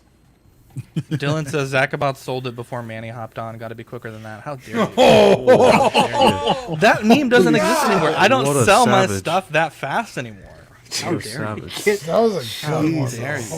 I hate Dylan. I literally hate Dylan. Zach, I'm still my waiting for your God. tracking number. For what? Well, the Turbo Man you just sold me, bro. Come on. Oh my gosh! I told you I wasn't feeling well today. I'll go to the post office tomorrow. Now this is interesting. Hot Toys. They said that they weren't going to fix this, but in new batches, supposedly this is fixed. The 501st Battalion Clone Trooper, not Battalion. So which one's worth more now? Well, I don't know. Depends on how you like to spell things. So that's a thing, and it's not really a big piece of news, but I just thought it was so interesting that they fixed a very stupid mistake. So good for them. I wonder if Yeah, that's Sideshow cool. will replace ones that we already got. That's a good question. I wonder about that. Yeah, I wonder we'll about see. that. Anyways, Dean, it's that time for the show. Time of the show, man. It's time for What the Scrapyard, Annie. Dude, we want to take a second to thank our friends over at Water Scrapyard. You know, guys, if you need resin printed head sculpts of anybody or 3D printed parts for hard to come by Kenner and Hasbro vehicles, I'll tell you where to go. You go on eBay, Facebook, or Instagram, look at Water Scrapyard. He's going to get you sorted. If you don't see what you need on his sites, you send him a message. He'll get it designed, printed, and shipped right to your door for insanely reasonable prices. Hit up Watto's. He's amazing. Cannot say enough good things about him. Yeah, we also want to thank 16 Corner. Their mission is to provide the best figures and collectibles to their customers. They offer great prices, great packaging, fast shipping, and best in the business customer service. Choose your figures, pay safely with PayPal, and leave the rest to them. I want to focus on that point right there, John. Customer service. It's Oh boy. That was pretty in good. today's day and age where you can take your dollar and you can go anywhere. I can buy third-party figures from a dude in San Antonio and just drive and get them. I can buy them in 16 Corner. I can buy them on a number of websites on the internet. Same with Sideshow figures. I can go to Stevens. I can go to Sideshow. I can go to, I pretty much have my pick of the litter where I want to go. And Dean You'd and make Eddie, them you come guys, to you, actually. you're not wrong. You're not wrong. Wow. Must meet at Huebner and Babcock specifically. Right. Dean and Eddie, you guys had some situations with some retailers, and I think it's important to bring some of these situations to light, warn people, and maybe kind of improve your own situation. So, whomever wants to go first, the floor is yours. I'll let Eddie take this one. Mine's very kind of vanilla in terms of drama, so... That's Wow. racist. I guess mine is drama filled. So a while ago, we talked about Toy Origin on After Dark, and I gave my story of how I pre-ordered a figure, and I was waiting about 3 months before I hit them up and said, what's going on, and I just want some feedback on what's happening, because we haven't received anything, and the figure was supposed to ship in February. And obviously, we know that the guy there, he's very sarcastic when he answers, and if you even ask him a simple question like, what's the progress or status of my order, he'll flip out on you and act like you're asking the world of him. So anyway, that I ordered the figure back in November. it was supposed to ship in February. The first time I contacted him was in April, I believe, and it was a bunch of emails back and forth. He's very sarcastic, very shitty guy to deal with. And so the other day, Eddie Manzanares or Arrow Maestro was asking on our Facebook group. He was asking about Toy Origin, and he was gonna do like an order, and he was considering ordering from them. And I told him absolutely not. The guy is a piece of shit, and even if a figure is like in high demand and it's taking a while to get to him, it's the way he treats his customers that bugs the shit out of me. It's the customer service. Like, it's fine to get a figure late. I understand that with everything going on. It's definitely the customer service with this guy. He's an asshole. But anyway, because of that, because Eddie brought it up, I decided to message him again because it's been a while since I've asked about it. So I didn't even like send a whole email. I just replied to my last email from April, and I said, "Hey, you think I can get a refund now?" Like, just to be fucking funny, because I know, like, I honestly thought I was never getting the figure because it's the Doc Ock from Toys Era, and I know that it sold out like almost immediately from when it released because it was such a high demand figure. So I was like, "There's no way I'm ever getting this." He was the only reason I ordered it from him is because he was the only site that still had it up for pre-order. Everything else was sold out. So I was like, "There's obviously no way I'm gonna get this." But so I emailed him, "Hey, do you think I could get a refund now?" I emailed him that on the 14th. On the 16th, I got shipping notification. And I was like, what the hell? I was so surprised. But it's funny because he obviously read that email and then shipped it. So I don't know if he's had it in stock for a while. It was like, and then and then like he's just holding on to it to be a dick, and then he finally ships it when I ask about it. But then I got an email back today, and it said, "We've actually already shipped your figure, so that'll be a resounding no on the refund." And I was like, I forgot exactly how I worded the email, but I was like, yeah, it's funny that you say that. Here, I'll pull it up because I want to say exactly how I said it. Yeah. While you're pulling that up, James C says Toy Origin got banned from 2 Facebook groups for Canadian Hot Toys collectors. Toy Mafia says Toy Origin sucks. Alabama Wise says I took Paul to PayPal and won. James says I'm trying to get a refund on Magneto from Sideshow. Sideshow Magneto is ghosting me. Please don't allow. Sideshow, Toy Origin. Well, Sideshow. Oh, from them. Yeah. Oh yeah, dude. Toy Origin is a piece. While Eddie's pulling that up, this comment in one of the groups, it was so annoying selling a figures on a Saturday afternoon, having buyer constantly asking, "Bro, when are you going to ship out? Do you have the tracking info? It's only Monday, bub. Relax." And of course, Paul throws his hat in the ring. So basically, 90% of people in this hobby, I've had people submit orders and then within 3 hours inboxing us, bitching about how they don't have a tracking number yet. It blows my mind that people know he runs his company and he talks about his customers like this on Facebook. Yeah, but you know why he I'm does? not like a fucking snowflake that's gonna go cry in a corner if he writes a message like this, but you gotta have some fucking tact, right? A little bit of tact. Yeah. And you gotta stop being a fucking asshole because Eddie's been waiting for his shit for months, not 3 hours. He'll continue months. to do it because people continue to buy from him. Yeah, I don't understand that. I don't know why people continue to buy from him, dude. That's how customer service works. If you if a company is doing something wrong, and you keep on praising the company, they're gonna keep doing it. It's like a dog. Well, no one's praising the company here, man. Yeah, I don't know. The dude must be like rich or something, and like he doesn't need the company to succeed, and he like fuck. That's the only way I could think that he still has it. But anyway, he emailed me back today saying, "Your order was shipped out several days ago, so that's a resounding no. Enjoy your item upon arrival." And I was like, ooh. I responded. I said, "I saw that it shipped out after I emailed you about the refund. So that's a surprising finally." Because I just thought it was funny that he's like, "Oh, it shipped out several days ago, so why are you asking for a refund?" I'm like, motherfucker, I got shipping notification after I asked you for the refund, you piece of shit. I hate to see it. And it's crazy because he's close to me too. He sells on Facebook Marketplace, and I think he's like 30 minutes from me. And go bust his kneecaps. Dude, go get him, John. Yeah, we need the mob, John. Dude, go full fucking. Go fucking Tony Soprano on us. You're the Spacho Gambino. You got like You got like a good You 6 still months owe where you can Stallone still be a impression, bro. badass, dude. Before you're a father, you got 6 months. What are you before talking about? You got to be the badass when you're the father. That's the most important. Wow, You're not wrong, bro. It's Papa Bear. Show up to that schoolyard. Who the fuck you looking at, bitch? Who the fuck threw that goddamn fucking Dude, you bus gotta ass throw a Adidas? Adidas at him. You go up to the teacher. You give this fucking kid homework again. I'll fucking. Wow, homework. Jesus. Jeez, man.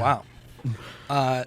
Dean, you also had a little bit of a situation, not so extreme, but not so extreme, but super annoying. Because I know that I'm not the first person to be dealing with this guy either. But it's really kind of chicken shit, just because I put up a pre-order, or I responded to a pre-order on TNS. And TNS is a Facebook group where you pre-order figures and figure kits and accessories or whatever. And if you don't pay on time, if you don't fucking go through with your pre-orders, they'll fucking kick you out and block you. They're very serious about doing shit like that. Like if you're like, fuck, like I wasn't expecting this pre-order, I can't pay for it, like they'll just kick you out. Zach, am I wrong? They certainly don't have the customer service level of a 1/6 corner. I'll say that. That's true. Okay. Yeah, I want everyone to know, like, I'm not making this up. I'm not exaggerating. They will kick you if you're not like up to their standards. Well. So I got hit up on. I have the transcript right here. June 26th at 6 a.m. to pay for my shit. I was like, oh, fuck. Okay, here's my PayPal info. Immediately. Well, at 7 a.m. was when I saw it. He sent the invoice. I paid for it right then and there. I wait until July 8th, so the next week. I was like, hey, is there any shipping information? I haven't received anything. And he writes back the next day with the tracking number. So I was like, cool. Oh no, that was 2 weeks later. And then, so that was July 8th when I got my tracking information. I messaged him August 6th, which was a few days ago. And I said, hey, like, nothing's happened. Nothing's moved since June 22nd. The tracking you sent me had been updated when you took the money, that it was handed over to whoever, but nothing's out. It hasn't moved, hasn't updated, hasn't shown up. Like, what do I do? Like, is there anything like you can do? Is like, what are my options? He read the message, didn't say anything. And then this past Sunday, I sent him another message. I was like, still no word or an update. And then he saw that and also didn't respond. So, that's where I am with that. So it's like, if you're not fucking on the ball with them, they'll block you. But if they're not fucking on the ball with you, it's like tough luck. Where is this company based? Hong Kong. Oh, okay. I had one issue with them, and it was a fucking nightmare. They sent me someone's package that was not mine, and it had one figure I ordered as well, but it was missing like 3 figures that I ordered. And they were like, okay, well, it's night here, so we'll deal with this tomorrow. And I'm like, no, like, I'd like you to tell me some stuff now. Like, what the fuck? Like, does someone have my package? Like, do you have stock of this remaining? Like, I need to know some stuff, like, right now, because I've been waiting for this for months. Right? Like, I ordered it, and it took y'all months to ship it.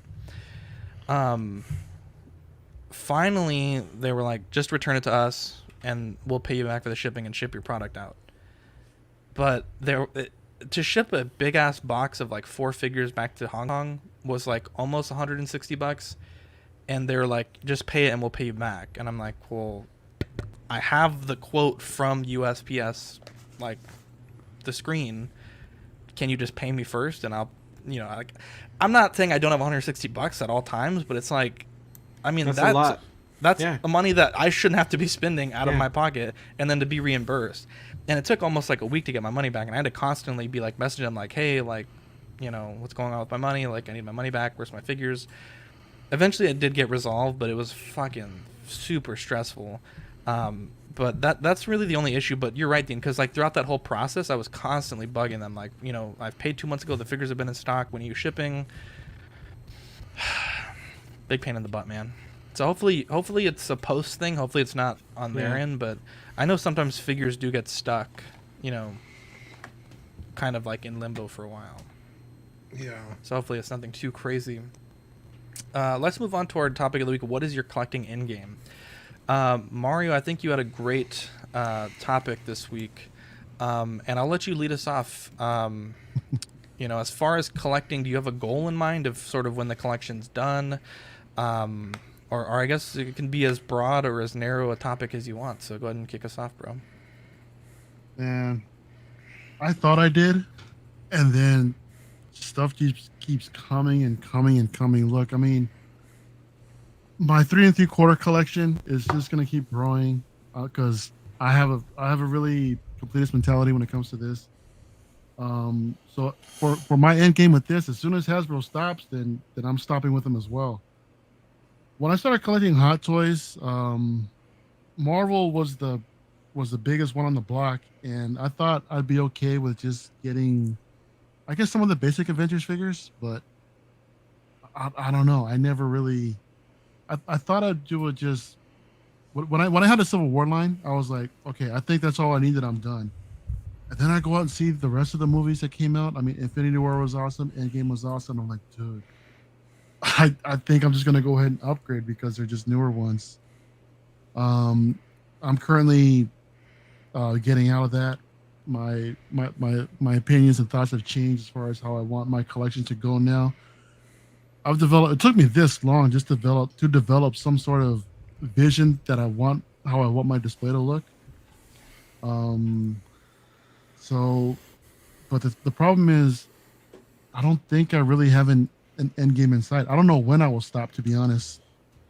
The Star Wars collection is just going to keep growing and growing, and it's just going to be until I run out of space and just tired of shuffling figures back and forth, or if I finally decide to actually kick everything all together and just go quarter scale, 1/3 statues full time, and just try to keep the whole mentality, the less is more mentality, which is something that's also in the back of my mind. So yeah, I've got collector issues, man, and for me personally, I've got no end game in sight, man. So, but I'm curious about the rest of the panel here. I mean, was there, when you first started collecting, do you guys have like anything in mind as far as, you know, what you want things to look like? I mean, I understand, you know, your thoughts change as your collection evolves, and I'm just curious as far as, we've all been collecting for a little while, and I'd just like to know, like, where are you guys at now with your collection?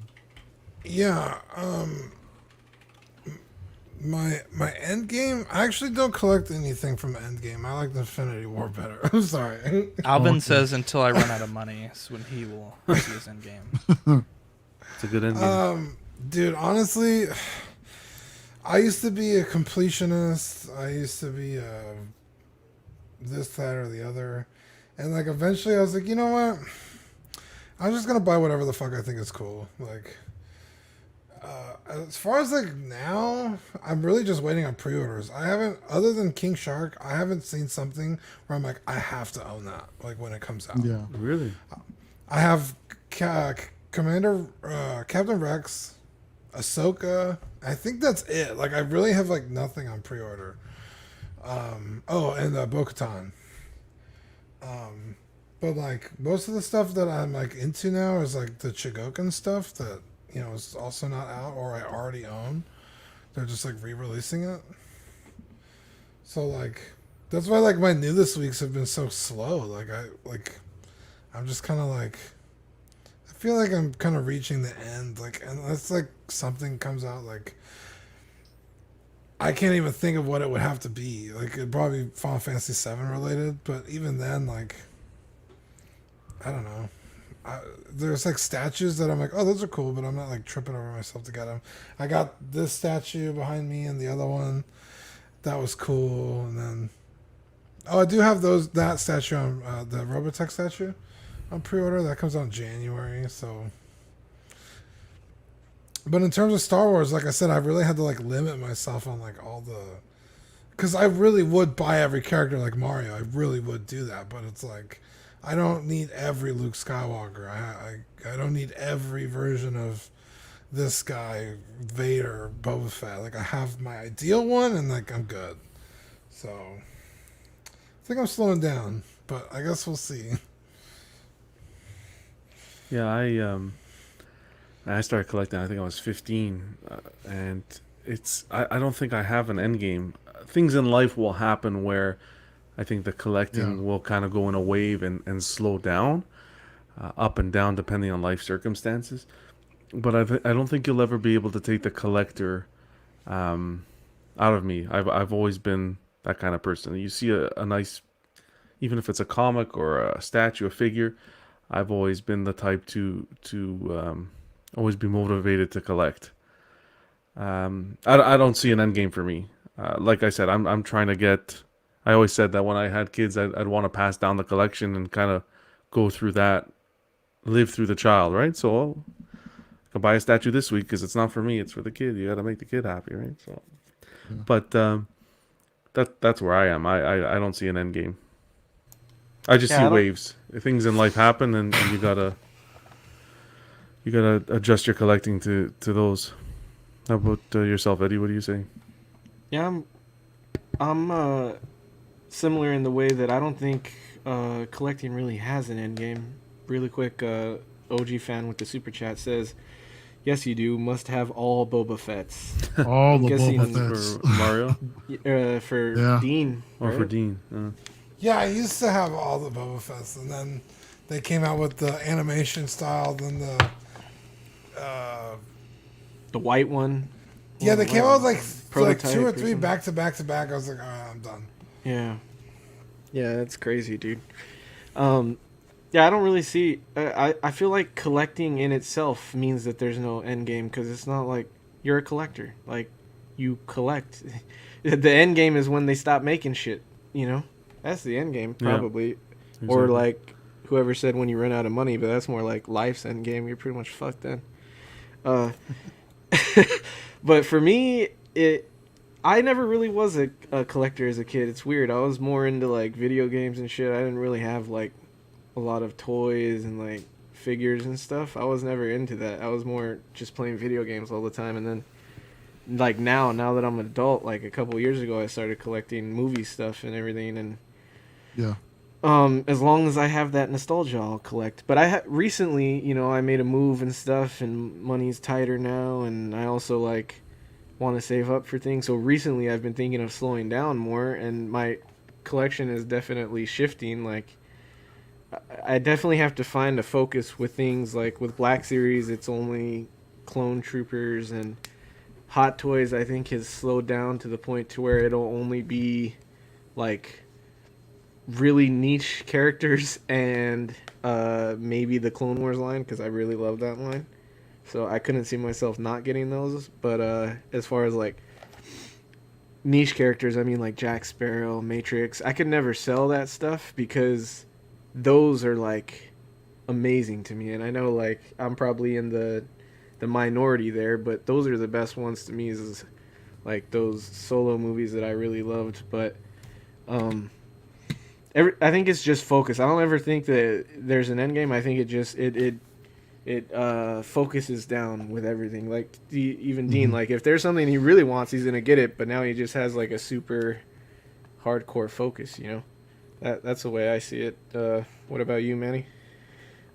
Yeah, I mean, I've definitely gotten a lot more stricter, like on my collecting. Like now I just do more 1/6 on the stuff that I absolutely love, like RoboCop, Batman, and stuff. So I used to be able to, I used to just buy whatever 1/6 scale figure I wanted, and then I would get tired of it and sell it. That's why I would sell a lot.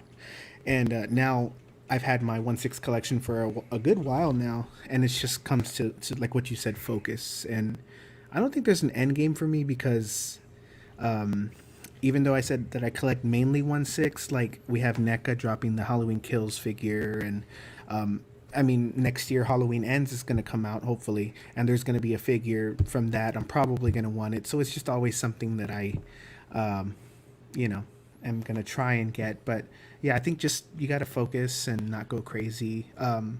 I don't like what Dean said. Like he said, I buy whatever's cool. If I did that, I mean, I would be in trouble. I'd probably, I don't know, be like a room full of. I guess it's not bad, but I just don't like when it's a bunch of little stuff like that, and it starts to feel a little dirty almost.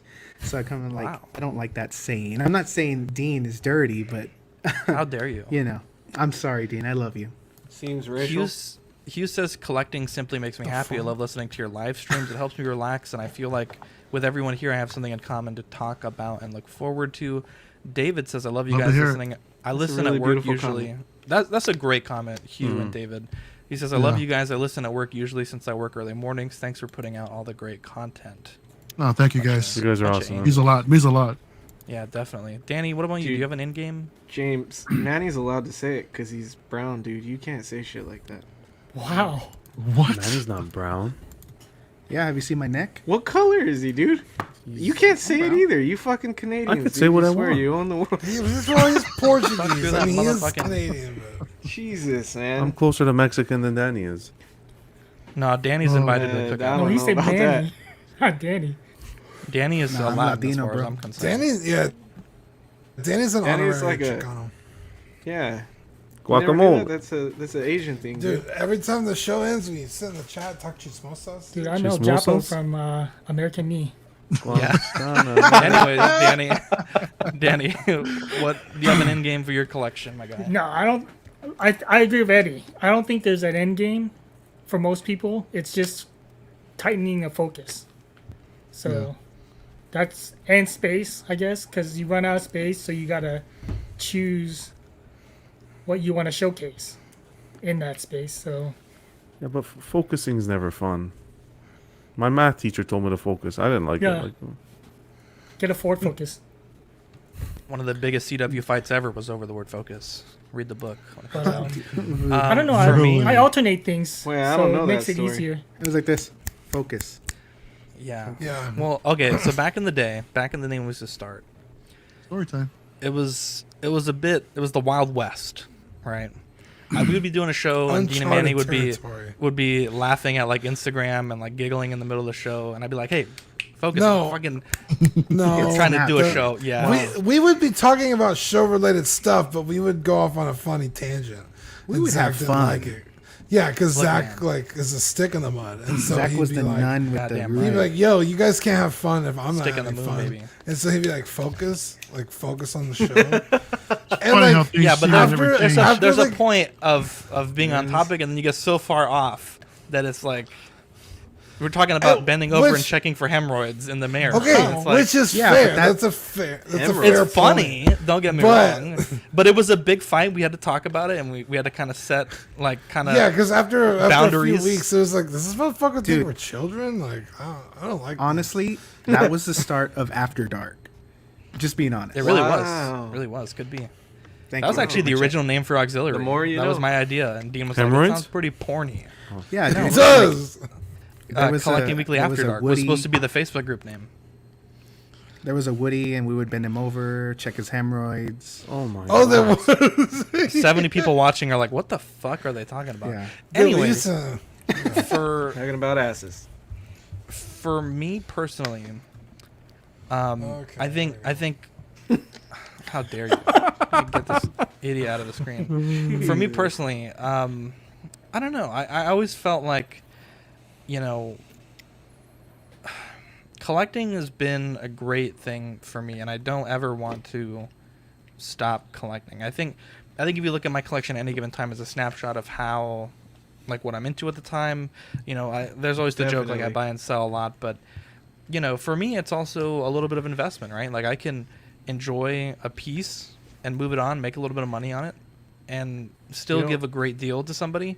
I sold all my figure arts, Dragon Ball Z, almost all of them, and I actually made a few $100s, and that's more money than I would have made putting it into a savings account. And I enjoyed the figures. I posed them. I took photos of them for about a year and a half, 2 years, and then made a few $100, and it was great. But I mean, there's pieces that I buy on a whim, you know, that I don't necessarily know that much about the character, like Snake Eyes today or the Diva statue down there. There's also pieces that are very important to me, like the Iron Studios Rex. That was a big part of our early show. We dedicated a few episodes to funding the T-Rex and a bunch of different things that were being sold to do that. And I know right now I'm in a big Lord of the Rings phase, and a few months ago I was in an Ava phase. And I mean, that just really reflects how, what's important in my life. And, now as a parent, my kid is at that age where she has things that she likes and that she wants to collect, and, also facilitating her collecting. And, my parents were always super supportive of the things that I did. And that was very important. Even now, they are huge supporters of the network. Even in the early days, they bought us a bunch of equipment to get us started. And, I think it's important as a parent to be active in what Vivi wants to collect. And so she has her own little Lego collection that she's getting going, and, different little dolls that she plays with. And, I don't know. I think having a kid is really kind of reinforced collecting for me, bringing that next generation of collectors in. And there's just so many cool things right now that are being released, that are being solicited. I personally don't like order a lot of things that we talk about, because I, don't really care about some of the things we talk about. And that's kind of the beauty of it. Dean and I always talk about it. Like, we're not only talking about what we care about, because that would be a boring show. So we'll talk about literally every bit of news that we can. But yeah, for me, I think it's a snapshot of where I'm at in life. And, I'd like to think that there will be no Endgame. But I think the deciding factor is definitely space. I'm at that point where if I'm buying something that is Snake Eyes, I don't have to really worry about where he's going to go. But if I'm buying a statue or a 6-scale figure, I really have to think like something else is going to go in storage, or something else is going to be sold to make space for that thing. And that's been interesting. That's been interesting because I have this whole room now that I can kind of curate however I like. And, it's been a great journey, and, I hope I'm able to collect for many years down the road. And, there's been a few times where I thought I might have to quit. When Vivi was born, it was a big expense. I had to sell a bunch of things, and, there's been a few times where Vivi's gotten sick and, had to sell a big bulk of the collection to pay for those expenses. But we're in a better place now, and, that's not happening as often, thank God. And so, I think at this moment there is no Endgame, but for me, it's getting characters that are important to me, that I enjoy: Bumblebee, Gandalf, Vader, things like that. Different single movie characters, Michael Corleone, for example, Django. I really think we're in the golden age of third party, and there's some great, one-off third party figures coming out. Seems like every month there's something incredible coming out.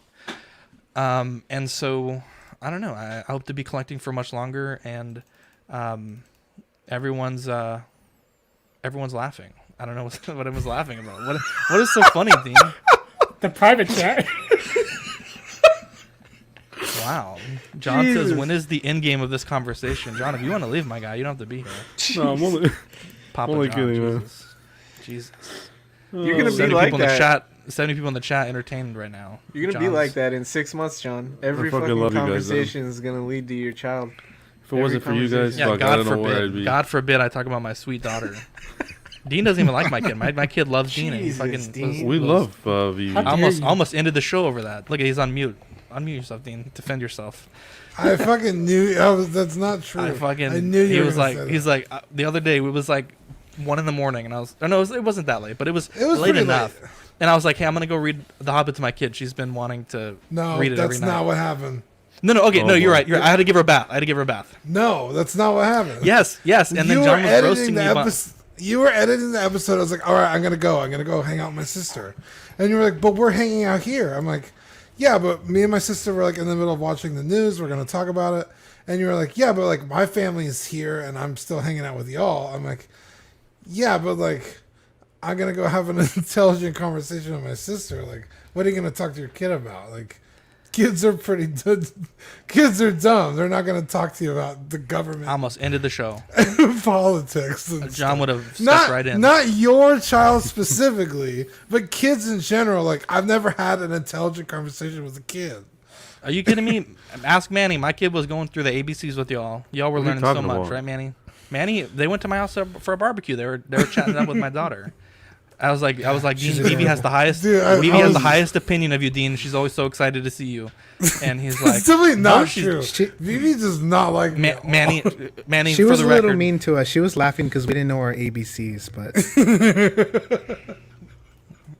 but you guys made her laugh, and that was Kids fun. are Jay sweet. Rios What's wrong says, with you? just wanted to say this is one of the best topics you guys have discussed, and I really appreciate the insight. John says, if y'all stop collecting due to y'all's Endgame, would y'all still do the show? Don't That's worry, a great John. question. We're not ending, John. That's Don't a worry. great question. I think once I get to 200 episodes, I'm gonna call it. No, just kidding. Yeah, okay. Wow. No, I mean, even looking at like this picture that we have up on the screen, I wouldn't buy. I mean, I know Bilbo's not a figure, but let's just say that was a Bilbo figure. Oh, I would buy it. I may buy a Bilbo, but that's what half of the screen I would buy. I'd get a King Shark. I wouldn't personally get a Bumblebee or a Rambo, but like I can sit here and talk about all four things, even if I'm not gonna get them. Yeah. You know. Yeah, so Bimbo figure would be great. Bimbo. Bimbo. I love the. Okay, one. That's such a great question, John. Let me get real sappy here for a second. Oh, go on, Sam. Oh no, go ahead. Do your sappy, and then I'll. Like, the fact that Zach and I, and I'm not taking full credit here, but like, we literally just like met randomly because we were collecting the same shit. And now we have 75 live viewers, a fucking huge panel of people that I consider my close friends. Like, just because we liked the same shit and we collected it. Like, I wouldn't give that up just because I don't collect things anymore, right? Like seeing Eddie crack jokes in the chat, Eddie Manzanares. Knowing that Toy Mafia is gonna put yo at the beginning of every show, like that's shit that I look forward to, and like I don't need to collect to enjoy any of that. So even if I stop collecting tonight, I would still be here tomorrow. Alvin says cue the music. I know I was almost about to pull my violin out. CW, my favorite part of the week. I love being here. I love interacting with the chat. I think it's great. I think we all kind of grown together. And can someone stop featuring this comment? Jesus. I tried to take it off screen like 4 times. I mean, even just today, like Mark's wife had a birthday, and like most of the comments were from like the Patreonies and like the people that watch the show. And you know, like Pem had his sweet boy was born this week, and a lot of people were congratulating him from the show. It's Love a to see family. that. It's a not community. It's not even a community. It's a family. I've said this a few months ago, but a few years back, the community was pretty toxic. Like there was a lot of infighting, and a lot of the creators really hated each other. But I think lately, generally speaking, is pretty chill. It's pretty chill, and I like that. I like that I can go on Will's channel or Leal's channel, and you know, we met Brendan, the Sweet Angel. We met just great people that we're meeting, and you know, even Justin. There was a stream where someone was impersonating him, and he was like, "Fuck it, I'll come on." Oh, the that was stream," amazing. completely That was unannounced, and made all of our nights. It was neat. Yeah, so that was cool. You know, great little community, and I think we'd still be doing it if we stopped collecting.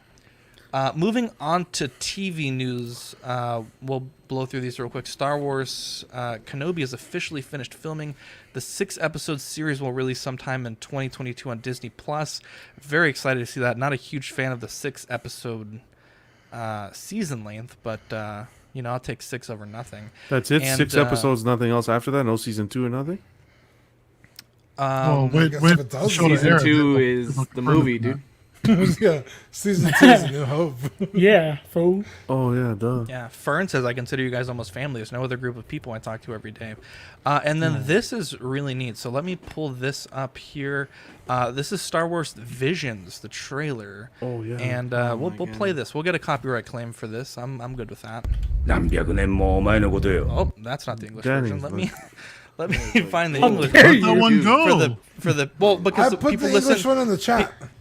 Let Dean translate people- it. Dean, just translate it. That's fucked up. Well, okay, I don't have a problem with that. I'm still waiting for But- Stallone. People, Yeah, same here. People listen to the audio. They won't Long understand. what's going ago, a great warrior came to this village and entrusted our ancestors with this.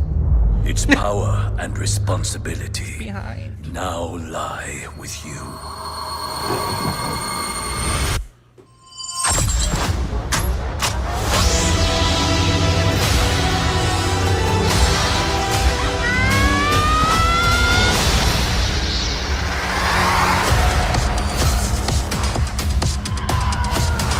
You've been guided by the Force since you were born.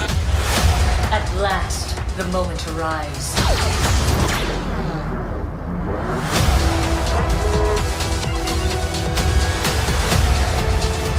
It's the first time I've confronted such darkness.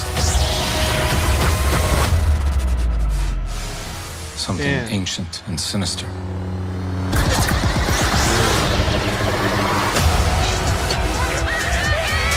We're going to be a proper family.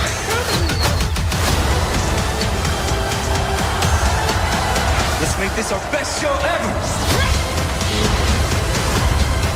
コースと共にあらんこと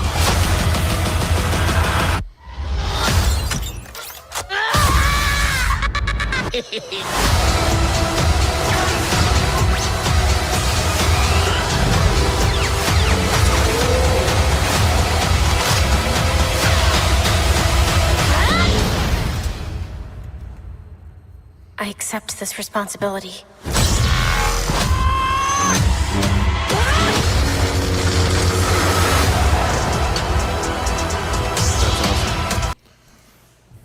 Wait, can I play it again? I wasn't paying Fucking attention. crispy, bro. Can you play it again? Just kidding. I am so excited for this series. You play it in Japanese. I want to see it again.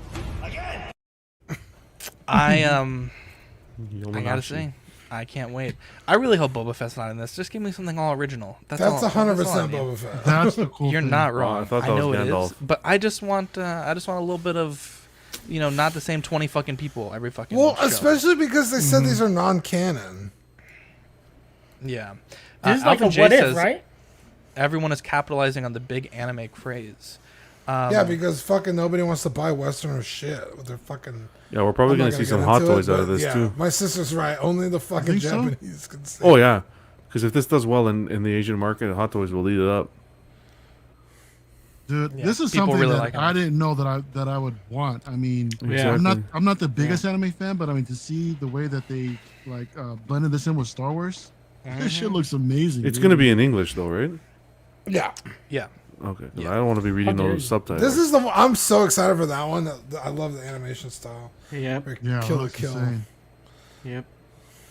Oh, so I don't know, John. I kind of Dean- prefer in the native language, and then I don't mind reading the subtitles because to me, I think a lot of the voiceover. I think you'll have the acting option. is shit, but No, I Equan, this inside looks lit. I like when Mamafuku, the voice acting there was well done. Oh my How god. dare you. So Dean, is every Still going on with that. every episode is going to be a different anime style and a different story? Is Yeah. that what it, Yeah, different Dude, that's studio and a fucking- different anime style. Okay, Yeah, I thought it was someone going to be said- like a whole season thing, but if it's every episode, that's fucking sick. I think it's like Someone 9 said, short stories. Well, it moved. The Animatrix. Like none of the stories Oh, have that's to do my with the other, and they're all different. Yeah. James said it well. John is right. That's it. We can end the show. This will be big in Asia, and Hot Toys will make them. It's true. Yeah, but Chris V said what we're all thinking. I hope Goku's in it. It's funny because Halo did this a few years back where they had different studios to get different takes, and one of the Master Chief was like a Goku type character. It's fucking hilarious. Wow. Really, I need to see. Yeah, that. Halo Origins is so fucking good. Yeah, different studios, different takes, different stories, completely unrelated. That's awesome. good That's, shit, that's dude. really cool. I'm excited. Very excited for this.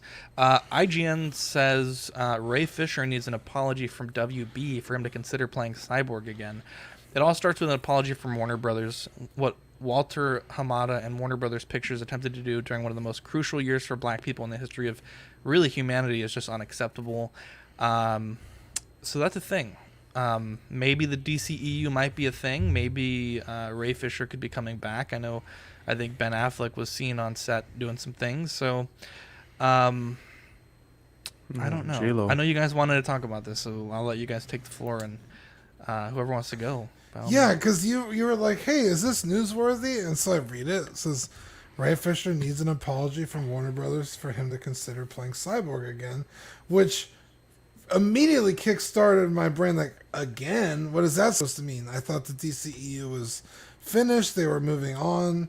But if he's coming back, that means possibility Batfleck is coming back. And like Zach said, he's already been seen on set doing stuff for, is it the Flash movie? Yeah. Yeah, and that movie's gonna come out, so I was like, holy shit, maybe it's not the end of the Snyderverse, just based on this headline. So I'm excited. I mean, I liked Ray Fisher as Cyborg, especially with the Snyder cut. I thought his character was way better in that version of the movie. Alabama Wyatt says, "Get done, Cheeto." Dude, that would be the ultimate comeback. Dude, that's a good joke. Yeah. But, Thank you. I hope he gets his apology. If nothing else, just that he has that closure, you know. I never liked James that much, to be honest. James says not Affleck. I thought he was done. I agree with James. I can't stand Affleck. I like Affleck. So, dude, Affleck was the best. No. Keaton's too old. Dude. In my opinion, no true Batman fan will ever say that Batfleck was the best. My opinion. He looks the best. Who's your favorite Batman? He looks the best. My opinion. Who's your favorite Batman, John? He's gonna say Clooney. No, Keaton. He's gonna say Kilmer with the love those nipples. Or the nipple Batman. No, what do you guys got against the nipple Batman, dude? It's like I'm not even on this fucking show, dude. Jesus. Wow. Yeah. Daddy Burn it up, bro. And he's like, defend the nipples at all cost. I know. I'm excited. Dude. I like Keaton. I'm excited to see what Pattinson's gonna do. To be 100% honest, Same, bro. But Ben Affleck, no, guys, come on, dude. He looks the best, dude. I love DC. Yeah. Like DC's my jam, but honestly, they're all over the place. They need to scrap everything. Agree. Start fresh with Pattinson. Go from there. Mm-hmm. That's good. It's just Marvel has, they have this, steady timeline and stuff, and now they're introducing different like versions. Hopefully we get the different Spider-Mans and stuff, but like it all makes sense in terms of story. But as for DC, it's like, ooh, it is a mess. That's kind of what I'm thinking. Like, Ray Fisher needs an apology from WB for him to consider playing Cyborg again. Don't fucking play him. Exactly. Cast if I was someone Warner else. Brothers, I'd say, okay, see ya, buddy. He wasn't like, I like Cyborg better in the Snyder Cut, but not because of him. Like, it's because he did more. Like, the actor himself had nothing to do with it for me. So I was like, dude, recast him. What the fuck? I don't need Ray Fisher. There's some characters that are born to play, like Iron Man, Robert Downey Jr., Margot Robbie's Harley Quinn. But I mean, for Cyborg, you can get any. I'll play him if they want. Well, I don't know. Get Idris Elba, dude. Fuck. Get Idris Elba. Maybe they'll give you a decent salary to give you. Never mind. Latin edition. Get the Adidas. Get Michael B. Jordan, dude. Yeah, get the guy from the Adidas. I'm fucking there for that. Yo, I'm telling you right now, I'm voting. I'm voting this guy. I don't know why he's. Who the fuck threw that motherfucking busted ass goddamn Adidas? OG says BVS is the only time I ever said needs more Affleck. Yeah, I don't know why this dude is so like thinks he's so important to the damn DCEU. Like, it doesn't make sense to me. He's him and Flash are like the most replaceable fucking actors. You know what it is now? He gets a Hot Toys figure made. He thinks he's the fucking boss now. Yeah, fucking guy. Buddy. Go back to the Disney Channel. Wow. Kevin Hart and Cyborg. Oh, that's amazing. That's an amazing. Batman, Kevin Hart listen is here. Cyborg. We gotta go over there. Kick his ass. Dude, we should get Beetlejuice to play Cyborg. Oh. You piece of garbage. Wow. John, can you read this? Okay, sorry. Can you read the synopsis here for The Hobbit for me, please? Most definitely, again. a professionally made recut of Peter Jackson's Hobbit trilogy into one movie that is much more faithful to J.R.R. Tolkien's book, resulting in a more focused and polished narrative of Bilbo's adventure for all Middle-earth's fans to enjoy, regardless of whether or not you read the book. Originally started on June 19, 2019, with the first draft releasing 300 days later on April 13, 2020. After over a year of updates and revisions, the latest version was finally published in the summer of 2021. I was inspired after rereading The Hobbit and motivated to start this project because no other fan edit had captured the vision I had in mind. We did a watch party Friday with M4, and first off, look at this garbage comment. If the dude was Asian or Scarlet, would you dude. clowns still say replace him? What does the Scarlet thing even mean? Hold on a second. Who the fuck's a clown? Who the fuck's a Scarlet? Who the fuck you think you're calling a clown? Who the fuck drew that buzz up? I'm not sure if you I'm know not the okay. store. My wife is black, so I love black people. Anyways, His child is black, okay? Yeah. Oh damn, my dude. god. Jesus Christ. Anyways, we did a watch party with His them. child is black and she knows her ABCs. Oh, I'm sorry. Go ahead. Goddamn right. Wow. Oh fuck. Also, is Scarlet a race? Did I miss something? Yeah, I If didn't he's understand the Asian Scarlet or thing. Scarlet? Yeah, what the fuck? He just really doesn't like the Ghost in the Shell movie. Anyways, Ban The him. Hobbit. We had a chance to watch this with them four, and it's not. We've never really gotten to do a watch party with anyone that was a part of any of the movies that we've ever watched because we're not that cool. But it was great. We did it on Discord. It was real nice because we had a little chat going. We were, he was kind of giving us some insight to the edit. What the aim of this movie was, he took all three Hobbit movies and cut them into one 4-hour movie. And honestly, this is honestly the only way that I will probably watch The Hobbit going forward. I appreciate the original films for what they were. There's a lot of stuff that is kind of hinted in the Fellowship book that's not explicitly in the Hobbit book. And I think it's great that they took some of those pieces and kind of filled in the story.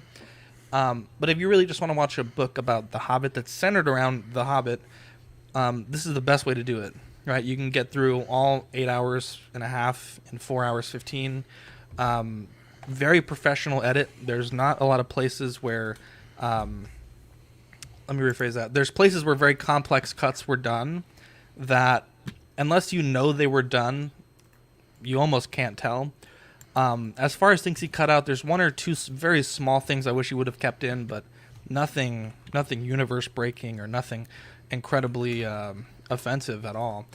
But this edit is fantastic. There's a lot of great fan edits, and I actually found this one after finding another one that I didn't particularly enjoy.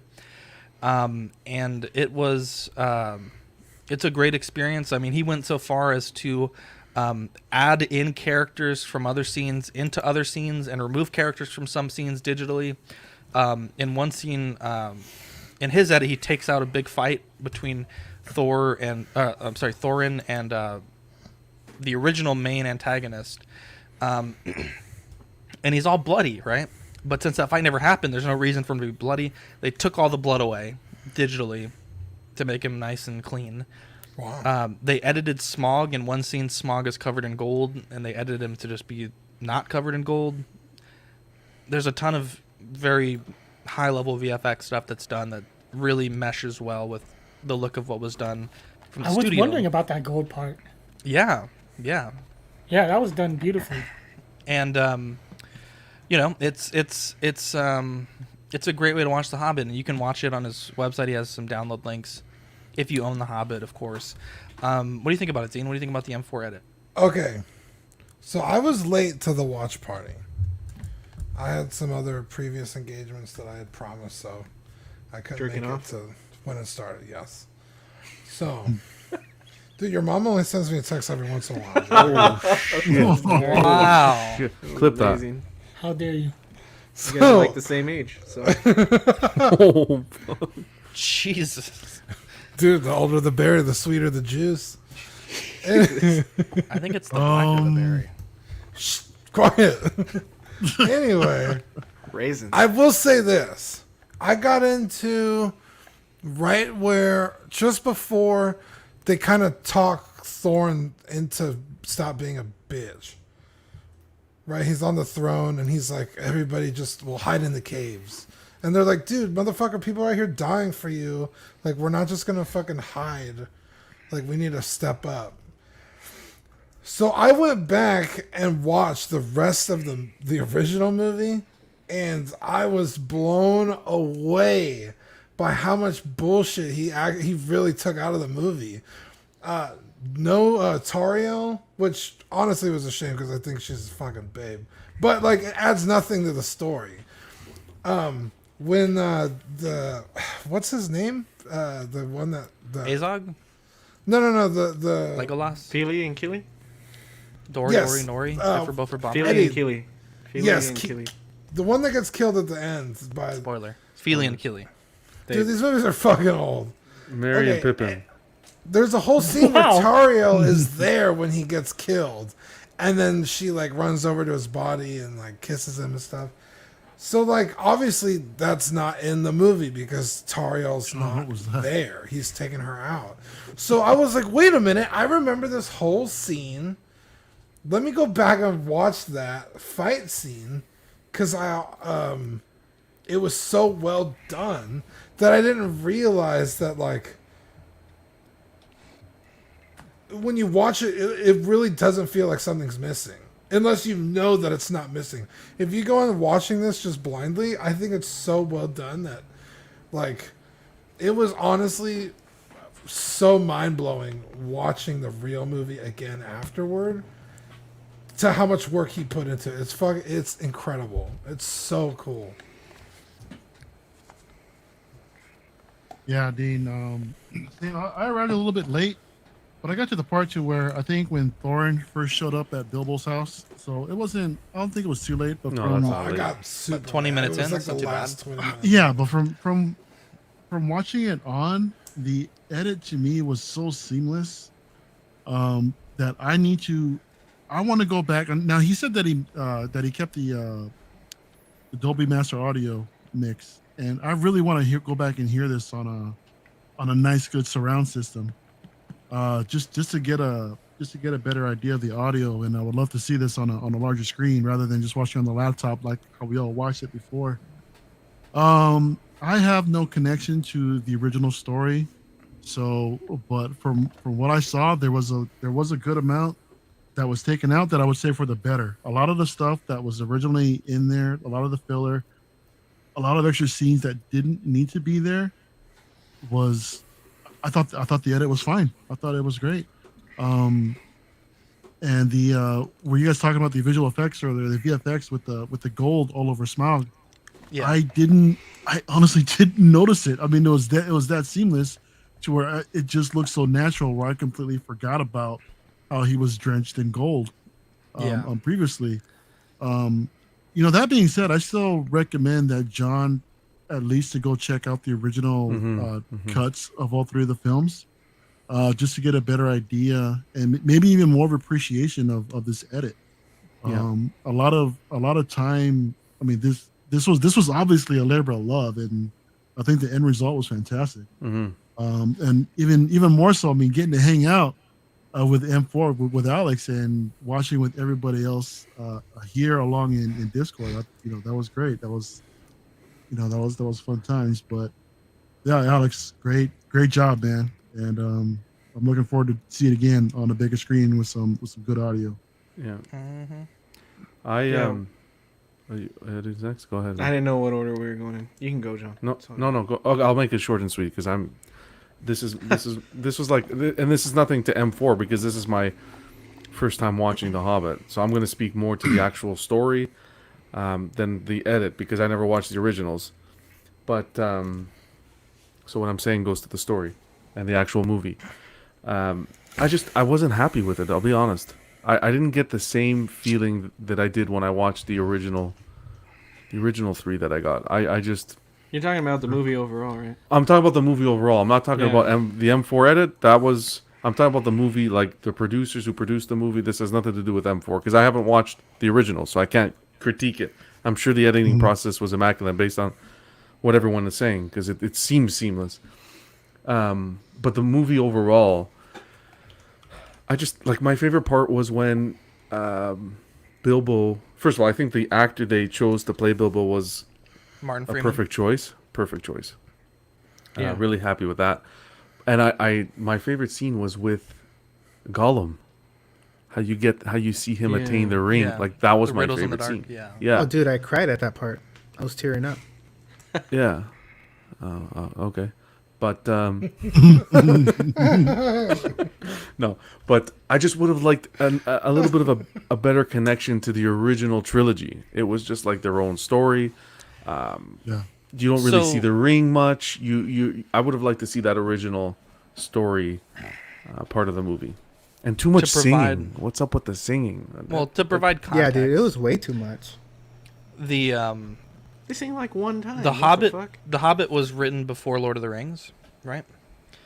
And it was meant to be like a solo, like it was just a one shot, like boom, it's done.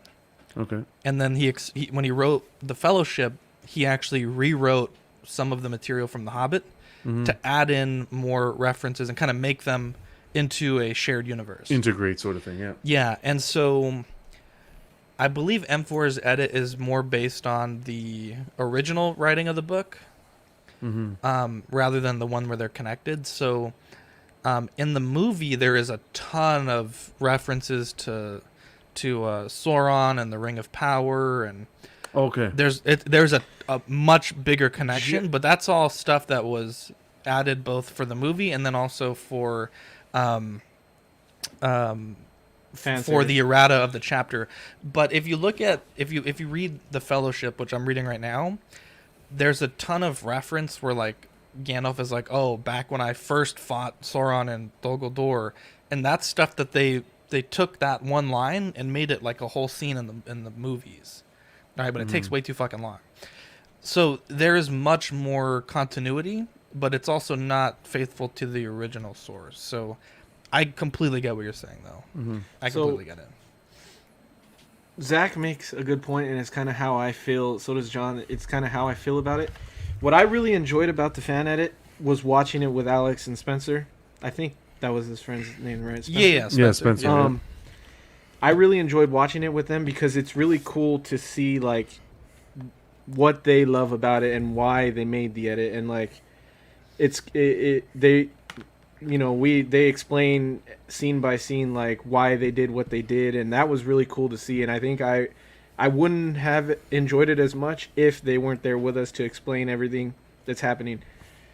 Because John is watching it for the first time, this is the way I kind of feel about it too. There's a lot of context and stuff that I feel like if you don't watch the originals, you won't have the love for the characters as much if you've only seen this edit and you haven't read the book. Because there's things in it where it's like you really don't have a love for Thorin because of the build up with Azog and like some of the background and like why he's such a badass, and like the background of like his dad and his grandfather going crazy. There's a lot of that, and the Philly and Killy background too. You don't have a connection to them really with the edit, and I understand the whole thing of it is like you're trying to stick to the original source, which is they do a great job of that. It's just I feel like as a first time watcher, you got to watch the original to at least have the love for the characters, and then see this one to kind of appreciate it. But that's what I really enjoyed. It was watching it with them and them being able to explain everything, and I thought that was really cool. Oh, M4 saying that he says, by the way, there are flashbacks. Oh, thanks for featuring. Sorry, I got it. There are flashbacks in my special features, so that's of Thorin at least. Yeah. Okay. Cool. Dan, what do you think about it? Yeah, I thought it was all seamless, like everyone has said. Like, geez, when I was watching the Smog when he was heading towards the town, I was like, wasn't he drenched in gold, and he wasn't. So I was like, was that like a deleted scene or something that I thought he meshed in? But I had no idea he did like digital cleanup or editing in that Yeah. part. So that all looked like crazy good. Like it didn't look choppy. Like it didn't look like it was spliced together. Everything was seamless, like everyone else has said. But I've never read the books. I haven't heard the audio either, so I'm not familiar with the original source material. Only the original movie, the extended versions that I prefer watching. So there's certain things that I kind of, I guess, missed. Like, like I would like to see more of the inside of the, like how they showed more of the doors, like their world. So like that's it. But I mean, I get it if it's not part of the original Hobbit story. Yeah. So here's a look at some of the VFX. So this is the Thorin before and after. So the blood on the left and then kind of cleaned up on the right. This was a really neat one. So since he removed all the elf scenes with the arrow fights, he had to edit out all the arrows from the barrels because there'd be no reason for them to be there. I think this, so there's a look at the arrows. Smog with the gold. He edited out all the gold on Smog. In the original, Bard's son was like kind of braced with the black arrow, and he added in like a piece of wood to kind of make more sense as to how he's bracing it, because that scene always really bothered me. Crazy good. Yeah, that was great how they pulled that off too.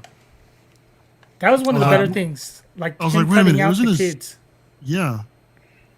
See, I really enjoyed the son being there.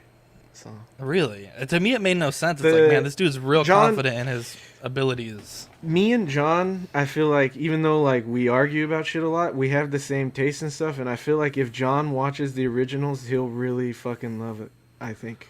We don't argue. It's just simple disagreements. Well, I'm just saying, like, Bard, I feel like Bard is such more of a badass character, and I don't think, because he's not so big, I guess, in the book or something, it doesn't come across as cool in the edit. I think you're right. I think to appreciate this edit.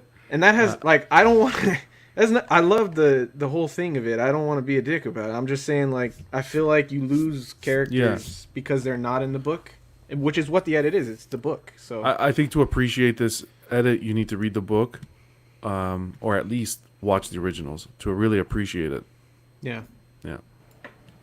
M4 says the graphics were done by my guy Eric. I did the main editing. He did the VFX. So disclaimer there. What were you saying, John? I was just going to say, because me watching this, I can't compare the edit to anything. I'm just watching the edit, so I don't know what, you know what I mean? So I think if you watch the originals, you see what was cut. Like, based on that clip you just showed me, that's amazing work that was done. So yeah, not to take away anything. It's just, for me, that's the story. I think the story, I would have liked it.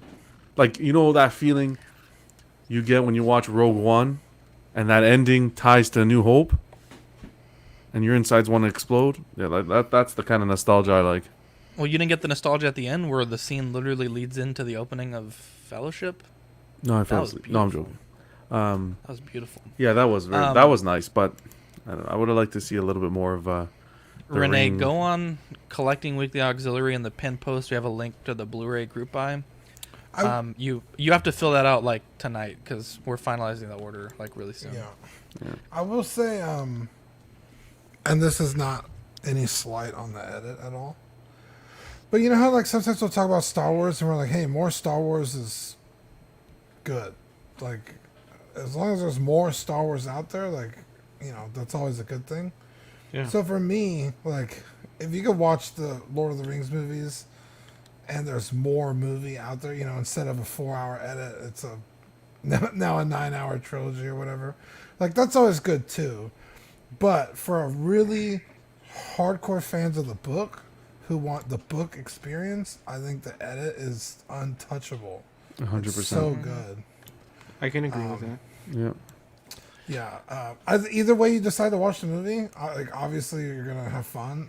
I enjoyed the original. I know a lot of people don't like the barrel scene. I love that scene when in theaters. Yeah, me too. I just thought it was so fun, and it reminded me why I really liked Lord of the Rings when I saw it. But a lot of people, it turns out, like, based on like people talking about this edit or editing the movies in general, like, really don't like that scene. It's weird.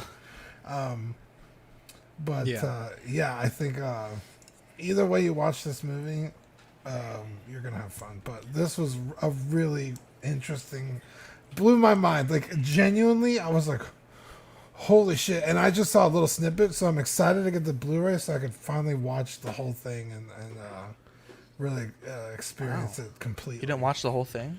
No, I was late. Remember? Yeah. How do you not remember that? I even said I it. thought you said you were going to go back and watch it again. That's what you said. I don't have the edit of my ass, dude. You could download it. Take it easy, Alvin. You can watch it on Google. Yeah. I thought we had to buy the Blu-ray. No, I don't have a disc drive. Manny, were you able to watch the edit? No, I did not. I'm sorry. What a guy. Alvin J coming in hot with the super chat. Great show as always. One love amount. What a guy. $10 super chat. Thank you for that, my guy. Yeah. M4 is probably like, Mike Jesus says, Christ. Bedtime Fellows, another great show. You gents have a good rest of your night. I mean, I think our review was much kinder than the other one that was posted. Let's get into the joy of No, I Hobbit. think So, this is about the thing right now. last week, I started a journey of rooting, and these are this is my first attempt on the left, and then my fifth attempt on the right. And they were rough. They were a little rough, right? But you know what? We kept going, and I learned every attempt, you get a little bit better. And with painting, with rooting, with anything, you kind of get some practice and you kind of get it. And today I came up with this, and I'm really happy with this. I think this is my 8th attempt at rooting this head sculpt, and I'm good for now. I think I'm not saying I'm professional. You got a comb over, dude. No, it looks pretty good. Yeah, that's good. I think it Why is it purple? Dude, What's it looks this like material? an M4 edit. That's the light. What's this material? What's the hair made of? Tibetan lamb fur. So how many lambs had to lose their life for this attempt? I mean, it's a little patch. Lambs so I don't guess. get killed for. Well, you said this is the 8th goal. attempt, so is that one lamb, the equivalent of 2? I used for the 8 attempts a patch and a quarter, so it's a 4-inch patch, so it's not that much hair. Zach, I don't give you too many props. Patch too. I don't give you props too often, but this is pretty on point, man. Dude, that was his I was so savings. impressed. Yeah, right. This was actually my ball hair. No goats were harmed. He was stressed that week. That's why he Shout said out Manscaped. Yeah, shout out. Well, they didn't sponsor. This me, looks so. better. This job looks better than the one that they just released, in my opinion, at least, because that hair. That's praise. Really high praise. I want to agree with you, but no, I think the Well, other one from looks this really photo, minus the purple, it looks like he's gonna go to a Kiss concert. But regardless, minus John's the trying to get the a purple. raise. There we go. You get solo cam him if you don't want to see the purple. Okay, hold Dude, on. that first picture looks like my Theo Pete's dad. Wow. He has the same hairline. Yeah, it's not bad, man. Not bad. I think it looks really Not good. bad. You did. Oh, yeah. Now, but the thing is, there's people are very secretive about this, right? Not a lot of people want to tell you how to do it. There's a guy that has a Patreon, and my cheap ass was not about to pay $20 to learn how to do this shit. So I just kind of watched as much as I could, and the first attempt, you can see there on the left, I've got everything was going good up until the last bit of hair in the front, and then it just there was glue everywhere, and it just wasn't working, so pulled the hair right off. The second attempt I was actually pretty proud of, but it wasn't until I realized the whole part thing, to get a part in there, you have to kind of cut a little slit in the head, and kind of push the hair into that to make that natural part. And hair, grows in different directions, so you also have to keep that in mind. And I think with the what are we laughing at here? Mark's comment, man. Some lamb is freezing his ass off, and Dude, poor But it lamb. looks great. Hey man, it's not my problem. I paid my $10 for the patch. But yeah, I'm so happy with this, and I don't know that I want to do this again because it's very tedious. But you put on some Lord of the Rings audiobook and you kind of go to town, and I'm really proud of how this came out. I know there's people that can do it better, but for being self-taught and only having less than a dozen attempts, I'm super happy with this. Did you involve Vivi at all? Not necessarily, because she has real long curly hair, so I kind of got an idea of how the hair is supposed to lay from her. Mhm. I was like, hey, I was doing her hair in the morning, Mhm. and that helped out a lot. But really, I was gonna ask Victoria to help me if this attempt didn't go well, but fortunately I did not need her services. No, you killed it. Yeah, I'm really happy about that. And then Dean, you also have a Joy of Hobbing that we're gonna work on soon. Yeah, I really want to do a body swap on this guy. I just started dismantling it actually. So I took the belt off, the outer cloak. It's the for the people listening, it's the Witch King I got for new this week. But yeah, I gotta figure out a way to get the head off, and then once the hands and the feet are off, if you could solo cam this, Zach. Do you see that? Mm-hmm. It's just a hinge angle. So I guess we need to like snip the feet down here. And then this should all just come right off. So it's like Velcro and stitched on. So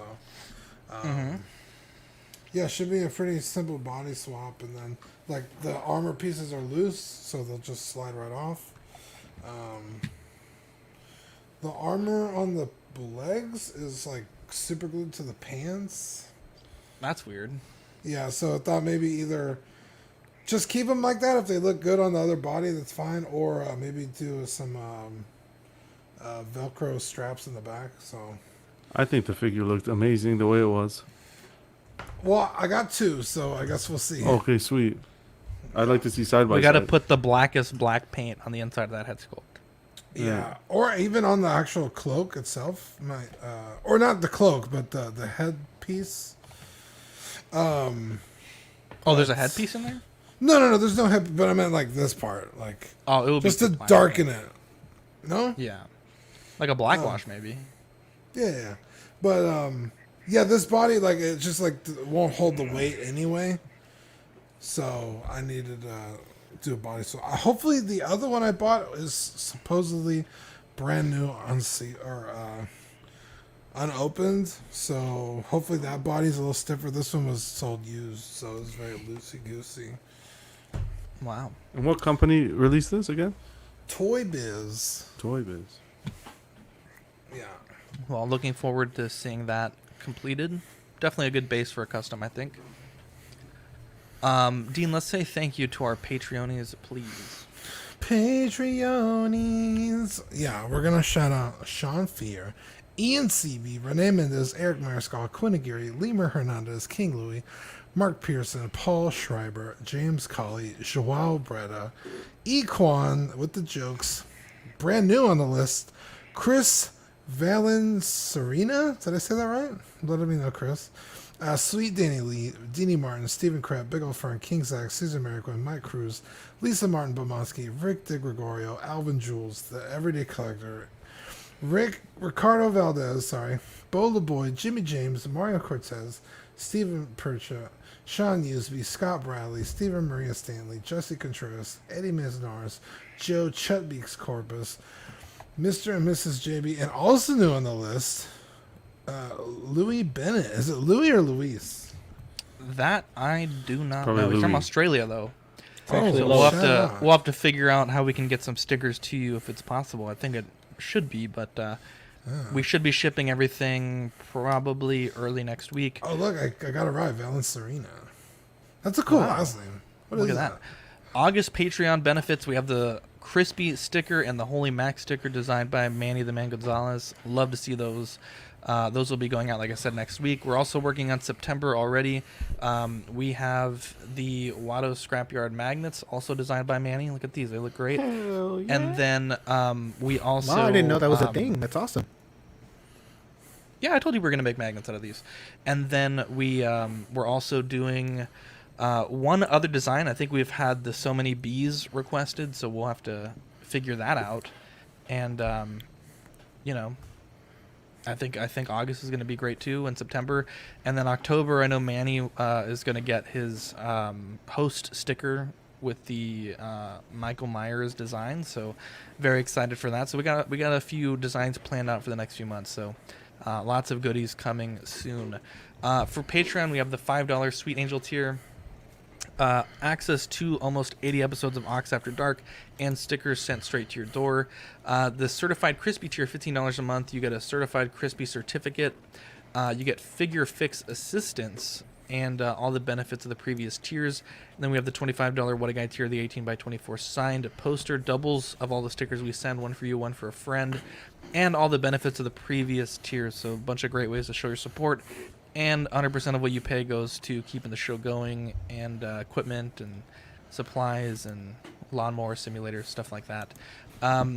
TeePublic, they do sales all throughout the week, so you can get shirts as low as $13, or when they're not on sale, they're $20. But we have shirts for pretty much most of the different popular stickers that we've had in the past, and the show logos. So if there's anything that you want that is not up for pre-order, or not up for order yet, just let us know and we'll get that put up there. As far as the network goes, we have Small Talk, CW Live, OFAC, Live and Let Dice, In and Outs of Collecting, CW Clips, Ox Plays, After Dark, CW Live Unboxing, and we also have Ringcast, which is recording episode 2 in the next few weeks. Taking a look at the schedule, we've finished Unboxing and CW Live. We have After Dark tomorrow at 10:30, Small Talk at 8:30 Thursday, and then In and Outs of Collecting Friday at 10. So 5 shows this week for you guys to enjoy. Thank you guys for tuning into all those. Zach, can I give a shout out? Small Talk on Thursday will be the 50th episode, which... Wow, congratulations. Yeah, I absolutely did not need Dylan and Peps to remind me of that. And also there is... Also, there will be giveaways. Dylan mentioned at least 3 giveaways on Thursday. If you guys tune in live, we'll be doing giveaways at the end of the show. So definitely check it out. Should be a really fun episode. Darth Kenobi says, I give props to you guys. I'd never be able to play around with my figures the way you guys do. I even suck at posing them. I just stick to statues. Arrow says Halloween private screening. I'll be honest. If I was doing a private screening in October, it would probably be Dylan. But I'm gonna private screen it at my house because I don't think it's gonna go to theaters. We should talk about that on After Dark. Let's do it. I'll jump on tomorrow. When they said they were delaying it for a year, you and I both said like, COVID's not gonna go away. So it's really not. CW or Ox Plays rather, 2 new episodes up. So Journey from last week, and then the full playthrough of the first Tree. Those are up on our YouTube channel as well if you want to check those out. And then also Untitled Goose Game went up on Sunday. The first area. It's a little fun game. Nothing too crazy. If you want to join us on Facebook, check us out at Collecting Weekly Auxiliary. It's a fun group. We have our M4 Blu-ray order up there. And we just kind of hang out and fuck around when we're not recording. And it's a pretty fun time. Friends of the network, we got 6 Scale Scavengers, Optical 20, JB Collection, KG Collector, PJ the Paradox Nerd, Rogue 16, Boogie Manny, third-party reviews. Big shout-out to Juan. He did an unboxing last night of the Ebony Mall, and it was a great little unboxing that he did. DCX, 16 Scale Man, John the Everyday Collector, and Will Foxification. Subscribe to all those people. A bunch of great content creators in our hobby. Do you guys have any shout-outs you want to give? Yeah, I wanted to give. I was going to shout out Juan for yesterday's unboxing. That was a good time. So if you guys haven't watched it, be sure to check it out. Mm-hmm. Shout out to DCX. They're supposed to be doing a comeback episode this Friday. So yeah. Same with our friends over at 6 Scale Scavengers. I think next Wednesday they're doing another episode. I know they put up a live stream today about kind of the format would be changing a bit. I actually listened to their live stream while I was doing my routing. Very good to see them back on the air. Yeah, shout out real quick to Lord Vader himself, Thor. Got big stuff going on this Friday night on his show, and we've also got him booked for In and Outs to help discuss a new piece that he got coming out pretty soon, which kind of took the collector community by storm. Yeah, so it's exciting. Something I'm very excited to talk about as well. So, yeah, big shout out to my man Thor. Shout out to Danny for answering the call of Gondor, coming on a whim. Fucking guy. No Elvish? Did anything? No fucking Elvish, dude. Well, let me tell you something you might already know. The world ain't all sunshine and rainbows. It's a very mean and nasty place. I'm trying to do my Rocky impression. That's pretty good. Wow. That's pretty good. Dude, I thought that was De Niro. And I don't care how No, tough you no. are, it will beat you down to your knees and keep you there permanently if you let it. You, me, or nobody it's gonna hit as hard as life. But it ain't about how hard you hit, it's about how hard you could get hit and keep moving forward. How much you could take and keep moving forward. That's how winning is done. Now, if you know what you're worth, now go out and get what you're worth. But you gotta be willing to take the hits. And not pointing fingers saying you ain't where you want to be because of him or her or anybody. Cowards do that, and that's not you. You're better than that. Damn, that was good. Look at you, freaking good actor. He did the whole fucking Badfish scene, just like I says, wanted "Did you guys him to. pick on John this What a episode? guy. I better not go back and see any bullying." It's every We pick on episode, John all the Badfish. time. It's every But to be episode. fair, he hits us with these awful jokes every episode. So My jokes are amazing. it's a give and take. Dude, You know on the immediate offense Zach, he took to the... You gotta be Canadian to get them. Yes. Zach, you know on Hook when they're going back and forth, ripping each other when they're eating, the imagination scene. Yeah. We gotta get the clip. We gotta get a clip of the big dude when he's like, when they do a joke and it doesn't hit, and he goes and he does that. Like, Wow. we gotta get that clip for John. Eddie, you put so much energy. You put so much energy into saying that. I don't even know what the hell you're talking about. I didn't break the law. I am the law. Wow. Anyways, I'm Zach. I'm apparently Sylvester Stallone's stunt double now. Oh, Mario. I'm Eddie. I'm Manny. I'm Jonathan. I'm Danny. And one day we'll get this right. We'll catch you on the next episode. Who the fuck threw that busted ass motherfucking Adidas? Namari.